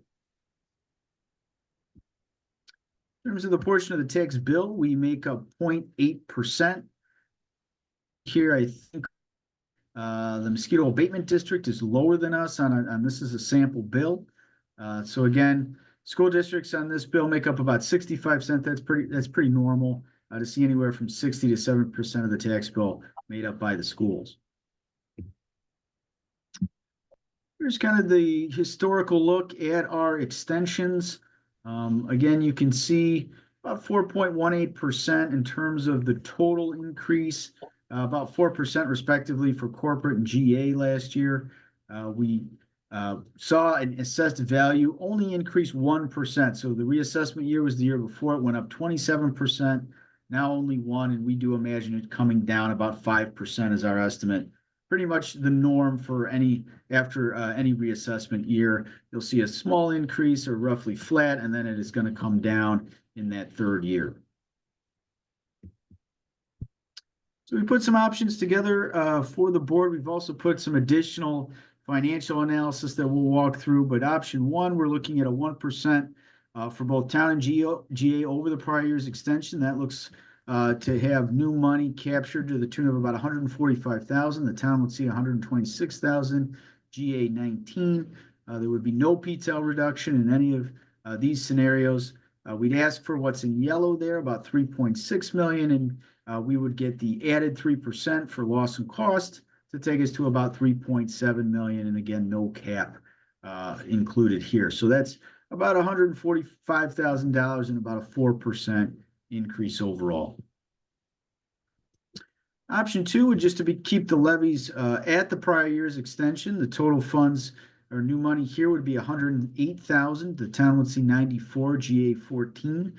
No cap or PTEL reduction here. So we ask for in yellow about 3.6, 3% would get added on to that to take us to about 3.7 million across both funds. And again, 108,000 in new money or about a 3% increase. Last but not least, option three, where we take both the town and GA levies 1% less than the extension. This would produce new money of about 71,000. The town would see 62, GA 9. We wouldn't have, again, any tax cap or PTEL reduction. 3.56 million would be the levy request, and we would, after the 3% increase for loss and cost, we'd get about 3.67 million. Again, no publication or hearing as we're at 99%, and that would be an increase of about 2%. We wanted to take these options and now look at, kind of some historical analysis. And this is going to be kind of small on the screen here, but just to say, okay, where do we think expenditures are going to go? And what have we done historically in terms of not only increases to expenditures, but also increases or decreases to fund balance? So this is just a little bit of an add-on this year. We thought it'd be good to look at the levy options versus where we think the expenditures might be. So again, expenditures would be in fiscal 26. That's where we're going to receive this 24 levy. And so what we've done, two things that I just want to point out here, is if we look at the budget column for FY25, you're going to see we did have increases. We put or allocated more to GA. And again, that was strategic in nature to bring down the fund balance. And so if this year ends with every dollar spent in terms of the budget, you'll see that corrections made down in the fund balance ratio, which is down here. I'm going to try to highlight it for you. Down here in this bottom section right before the graph. You'll see the town fund will have a 51% fund balance ratio, basically 6 months. GA would come down to 38%, and in total, we'd have a 48% fund balance ratio. So again, that's pretty much best practice. That's where we want to be. If you remember, that self-correction took about 3 years. We were at, in FY22, we only had 15% in the town fund and 271% in terms of the fund balance ratio in GA. And so again, that would draw a tax objection. The 15% is definitely too low. So we've done a good job correcting that. The next column, I just want to point out just to say, okay, on a 5% projected increase to the budgets for town and GA, all of the options would be under that 5% increase. So on a 5% increase to the budget for the town fund, that produces about $140,000 increase. For option one, that's the highest option. At a 1% increase, that produces about $126,000 in new money. So again, we'd have to use other revenue streams, basically interest that we're generating at this point to offset that and balance the budget. Same goes for GA. We would see about a $43,000 increase on a 5% projected budget. And again, we'd only be increasing on a 1% levy about 19,000. So again, that's why that interest income, even though it's coming down, will play a role in balancing the budget, even if we choose option one or the 1% increase. So I just wanted to show everybody that. You can see that expenditures have risen. The trend, again, north of about $1 million over, about a 10-year period here. You can see fiscal 15, we were at about 2.8 million total expenditures for both town and GA, and fiscal 26, we're at about 3.8 million. And again, that's just a 5% projection, but just to give you an idea of what increases we've seen, some of those inflationary, it just depends. Some of those to meet service demand, but just to show you kind of the increases we're seeing on the expenditure side and what that means in terms of the levy. Mm-hmm. And a lot of that increase, it looks like from FY 24 to 25 is we put the entire pantry budget on GA instead of relying on Angel. That was a significant increase in expenditures. And then is this 5% that covers if we were to give all grants currently requested? It's basically a 5% on the current year's budget. So it would be a 5% uptick on the expenditures that we're currently looking at in fiscal 25. Again, just to give you, this is just to give you a ballpark. Mm-hmm.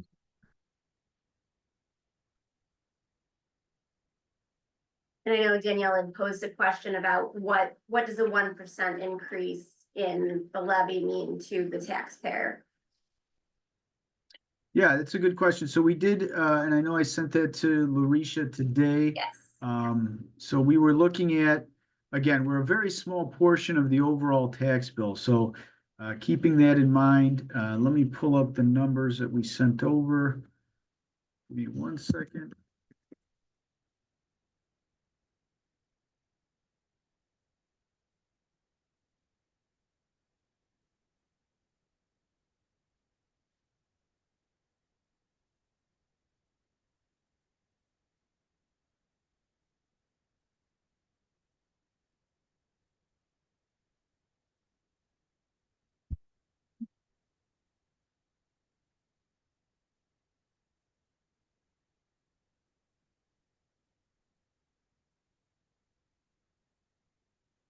On a $300,000 home, option one, which is the 1% levy, would be about a $2.19 increase. Option two, which is the flat levy, would be $1.63, and then option three, where we take the levies down, would be about a 54% or 54-cent decrease. James, when I started here 8 years ago in my first year of my first term, the township percentage of the tax bill was about 50 basis points, it was about 0.5%. And now we're up to about 80 basis points, we're about 0.8%. Correct me if I'm wrong, that this year we budgeted to receive about 3.489 in property taxes. We actually got 3.667, we got $180,000 in cash, more than we were budgeting. Less, of course, a little bit less in replacement tax, but we came into about $140,000 this year that we weren't expecting. And you attribute that, it's the first of a 3-year increase, so this year is gonna be a little unusual in that regard. And we're not. getting Yeah, a lot of times it's based on, collections. We're looking at cash coming in. So if collections are late in any given year, you can go over budget because of that. Typically, when we work out the budget for property taxes, we like to put in there, maybe about 99% of what we think is going to be extended, because you don't receive every dollar that's extended by the county typically.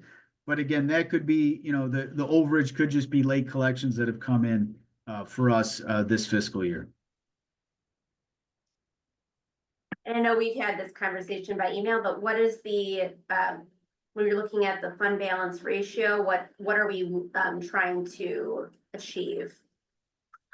Yeah, I would say best practice would probably be about, 6 months for us, just because of the lateness sometimes of the taxes on the county's end. I think that you'll see, like GFOA, I'll say for in a municipal setting, it's 25%.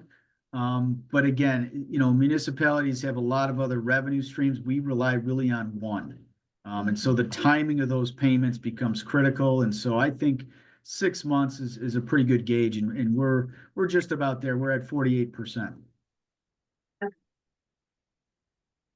Would you explain the replacement tax and what's happening with it? Yeah, and at the time I brought in a piece of paper about it, but so I don't have it in front of me. But my understanding is that the replacement tax that we had been getting is going to be much decreased in this next year. Is that correct, James? We got, Yeah, I mean, there'd be a notification. As a result of what, You know what the result is? It's basically the state taking those taxes. I mean, that's the at the crux of it. They need it to balance the budget, and they're basically taking those tax monies and moving them to a different bucket. It's a very vague letter. You can go on the replacement tax website and take a look at their definition of what they're doing. But I think, to put it succinctly, they need the money, and so they're moving it. Do you think that'll be the case going forward? I do. So I'm not planning on it. So what Yeah, needs but- to happen from us tonight about this? Is this just the chat, and then next month we actually have the big chat? Right, so Okay, I'd like I just wanna make sure. I'd like to put as our notification on the next budget, on the next meeting, because we don't have to do a full, truth and taxation hearing.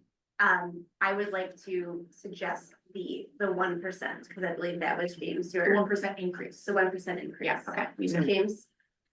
That is, am I correct, that was your opinion? It's the best way to keep us, ensure we have the 6 months reserves and are able to cover our increased costs, salary increases, and increased grants. Pantry, building, personnel and compensation. We don't know what the future is bringing, increased asks from grant applications. Exactly. But we are losing 3.5%, correct? No, it's not the 3.5%. It's that's a different line. If you go back to the budget numbers, the 3% is the amount the county gives us to account for the inability to pay, not collecting, right? Okay. It's a different line from the replacement tax. Oh, it's a different. Yeah. Right, Jane? Yeah, the 3% is the county add-on to the levy. And that's for loss and cost, which is basically just people that don't pay. They give you that 3% add-on. And again, that doesn't mean that they're just trying to say, okay, we're gonna take it up a little bit. But again, it still gets kept back if we were in that situation, and doesn't necessitate anyone paying. It could, people pay what they pay. And it's not related to replacement tax. It is not. Right, different items. All right, so I think based on, well, any additional questions for James? Then, I would ask that you prepare the ordinance for 1% based on this analysis. Oh, We'll have a discussion and debate at the next meeting when we, approve the, levy. but I'm not sure you're asking him to, He'll draft up the ordinance. I just want it to be, an attachment to next month's agenda, so that when we vote on it, it's fully We can always change. noticed properly. Noticed. Yeah, exactly. Want more? no, I want less. I don't think a 4% increase is necessary. We modest salary increases, we're flush with the money, we're gonna have $1 million surplus. I don't think we're Building's falling apart and everybody needs food. I agree, I think we've got plenty of money. So I will leave the discussion on the, on whether we will adopt the 1% to the next meeting, because that's when we will make that decision. But I do appreciate, James, your time. If there are no more questions for him, I'll let him go to bed, because he's had 3 meetings tonight. Thank you, James. Yeah, sorry I was late, everybody. Have a good night. No, you're fine. We'll chat. I'll take back. let me- control. Yep, there you go. Okay, take care. Thanks. Thank you. All I right, think we're, the taxpayers will be more worried we'll about. have our discussion when it's time to have the discussion. So we're back into the salary setting discussions. Are there any other motions related to salaries? I believe by way of discussion, I believe the clerk's salary is sufficient, given some diminishing responsibilities on the part of the clerk. I think the trustee salary is way below, nobody else is down at $1,000, but again, it doesn't even cover the babysitting for some of us. It probably should be bumped up, but I'm not gonna make another motion, but I just think that I saw others. I didn't see anything down as low as that. I mean, I think the average is 3 or 4 or 5,000. But I don't know what you folks think about that. Any additional discussion? I think the babysitting should be covered in full. I'm gonna start bringing my kids. Well, you know, I That'll don't think fix so them. bad. If there's no motions, it just continues to the next term, the previous. I do have one question for Yes. the board.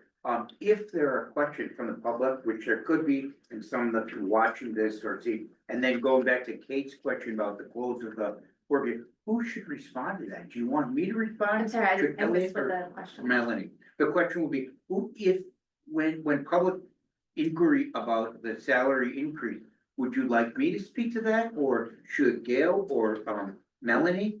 What do you mean by public inquiry? You mean like a FOIA or?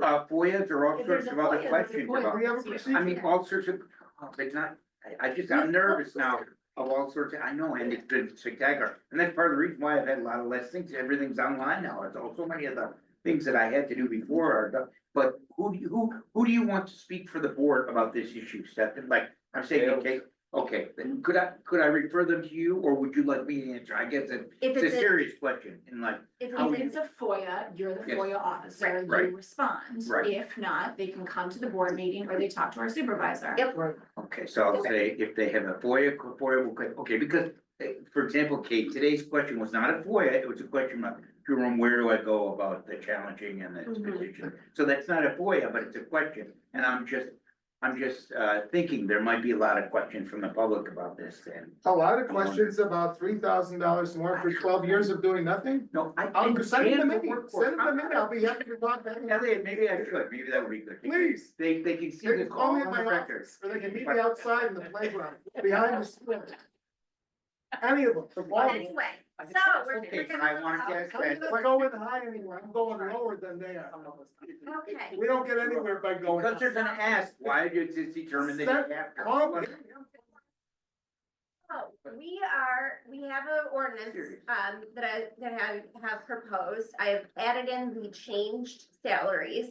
Section 1 is amended to say, on May 19th, 2025 to May 18th, 2026, $20,000 with annual increase at the lesser of 2.5% or CPI. For The lesser at of. the lesser of, does that work? Yep. Township clerk is as presented, trustees is as presented, assessor is January 1st, 2026. January 1st, 2026 to December 31st, 2026. No, 29. No, 26, we're giving you a bump every year. Every year. Oh, I'm sorry, right. Sorry, I was doing that for you. That's okay. exactly. Sorry. So it should be January 1st, 2026 to December 31st, 2026. 16,000 and the lesser of. With an annual increase of the lesser of 2.5% of the quarter. Yep. Okay, great. With everything else remaining as presented. Are there any other changes to the ordinance? You're gonna hate me, but in the second whereas clause, there's an apostrophe at the end that it's not supposed to be there. Last week, the second one. No, it's not supposed to be there. Okay, deleted. Anything else? Hire yourself out of the. I was a really good You are a associate. good I was really good. Anything else? All right, seeing none, I'll now move for the adoption of resolution 2024-03 as amended. Is there a second? Second. All those, you want to do a roll call? Trustee Cassell McNally. Yes. Trustee Rubin. Yes. Trustee Robbins. Yes. Trustee Mosher. Supervisor Osborne. Recuse. Thank you. All right, hold on, guys. Committee liaison reports. Committee liaison reports. Let's start with life stages. So last night we had our second agency meeting with the executive directors. We have our third on November 26th, our fourth on December 3rd, and our decision-making meeting on December 17th. As I noted earlier, thus far, nobody's asking for less money and we have more agencies, period. Thank you. Anything to flag for us? Nobody's asking for less money. Got it. Mental health funding and oversight. We had our first 4 agencies present, and we have 8 more scheduled over the course of 2 more evenings. Nothing to flag. We're gonna have some spirited discussion and then we'll know, nobody's asking for this. Disability support. So we have had 8 agencies present over the course of 2 meetings. We have our last meeting this Thursday. I think we have at least 2 new agencies asking for money. So, you know, that'll be interesting to see what the committee decides. Otherwise, nothing else to flag. And special projects. Nothing so far. I think about it, I'm gonna come up with something, Take a look at the decennial. What do you want to work on? that's what I'm thinking about. All right, we've received staff reports from our staff. Does anyone want to take anything from the staff reports for discussion? I do. Yes. In both Brian's and Jean's, there was discussion about the Thanksgiving holiday meal distribution on Tuesday, the 26th, 10 to 12. Do we need any help or support from us for that or no? You are always welcome to come. It's fun. It's a good bicep workout. Turkeys are really happy. Welcome to help us in check-ins. Yeah, now that we are checking, because remember that is a change we made last year, because people were coming who were not pantry. Or people who just, I think famously in this township, we've just been people who just are like, you know, falling away from the pantry, not using the pantry. They always show up on the holiday, because who wouldn't, right? But since we are seeing more families, I feel it important to tighten up on that. So we are not giving any dinners away from anybody who has not been seen in 2024. So I'm basically like the check-in police, like I guess. So it's on-site check-in. It's not like Yes. here, right? Yes, I go to every single car. You know, most people I recognize, right, but, Right. just you know, especially from Gates Manor and Shoreline Place, those are pretty steady. Yeah. We do have some people who like move away from the township, that's why we're verifying every January residency and income. Okay. Well, So Alicia, do you have an hour or two to spare? Come and join us? Cause then it'll allow staff to be here, cause I'd like to have at least 2 to 3. is there anything we can or should post on the website, just to kind of give those folks a heads up, so you have something to refer them to and say, if you would have looked, you would have seen that we're not gonna be doing this year. Well, we get a flyer when they come to the pantry. When they come, But I mean, do we wanna maybe post it preemptively, just so you have, cause well, I feel like the people who don't use the pantry don't need the pantry, right? So we're serving who's using the pantry. like, We have several people who fall off from using the pantry for several different reasons. Some of them, it may be temporary job loss or something like that, or some people get more food stamps, there's like a variety of reasons. But the people who are coming in are the people that we're trying to target, which is why we didn't put an email out to our food pantry audience, if that makes sense. is this the first time that we're gonna be a little stricter on that? In No, terms we of started Thanksgiving? last year, Okay. yeah.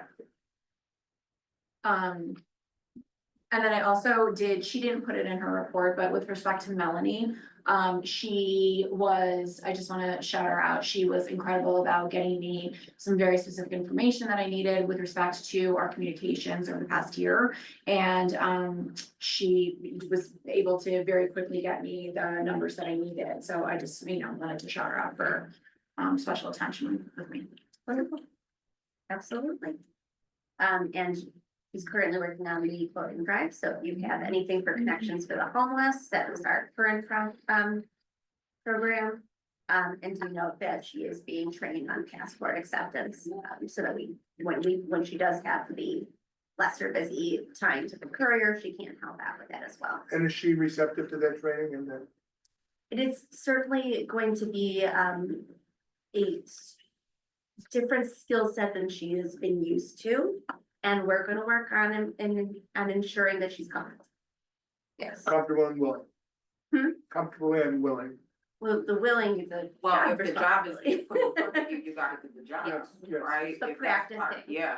But you know how folks are, that once they're getting into a routine of a set way, and then you increase the responsibility, in a completely different area, they're like, well, that's something new. Yeah. It is. But certainly an outreach, I feel, so.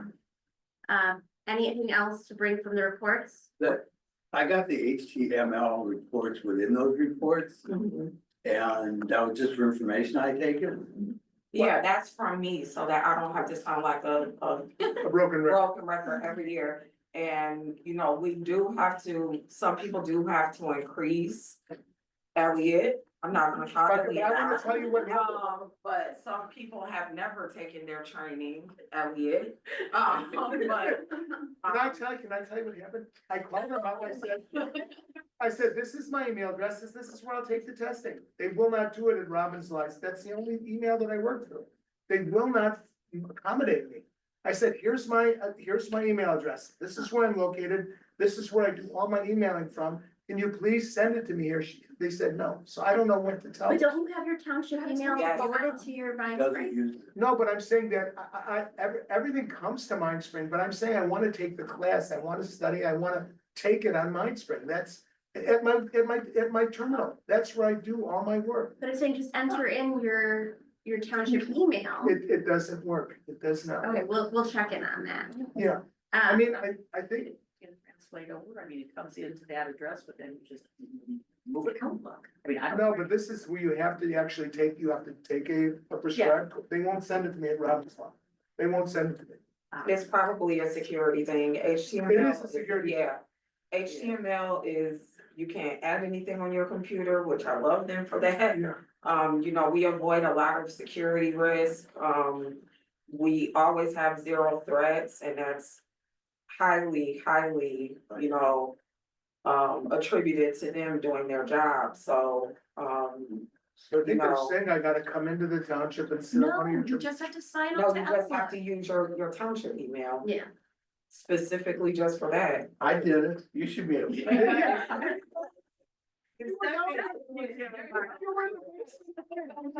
What's your score? No, Stefan's score is pretty high. If Stefan can do it, that's inspiration. Okay. Well, they need me to walk me through it, and once I can get in, I've wanted to do it, I've called them and I've talked to them, and they wouldn't have come. Yeah, I know that they're not, you might be able to mirror your township email to your MindSpring account. But as far as logging onto that HTML like security training portal. Yeah. That's not possible. It has to be with your township email. Yes, I cannot Yeah. log on. And Yeah. I've talked to them and I've called them and I've talked to a person, and he could not accommodate a person. I'll put in a support ticket tomorrow. I think they're a little bit more responsive to me. I'm not saying I'm special or anything. Nobody has. If we want to increase our number, Yes, we do mini the courses, mini courses, yeah. Yeah, 4 questions. yeah. Correct. 4 questions. Yeah. And it hates killing And I it, know- so. There are a lot of new holiday ones out.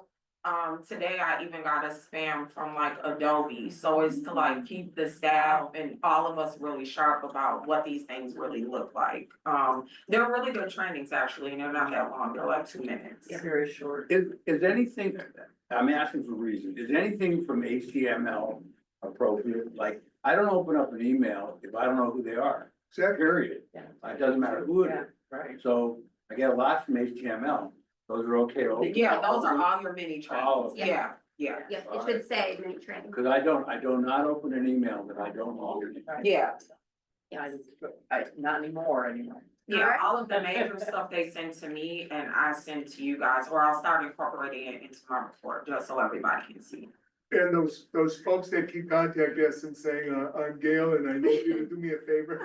I can just delete Find me, it. find me the Walmart, Yeah. I will never ask for a Walmart. All right, is there a motion to adjourn? So moved. Second. All those in favor, please say aye. Aye. Seeing none, we are adjourned. Thank you.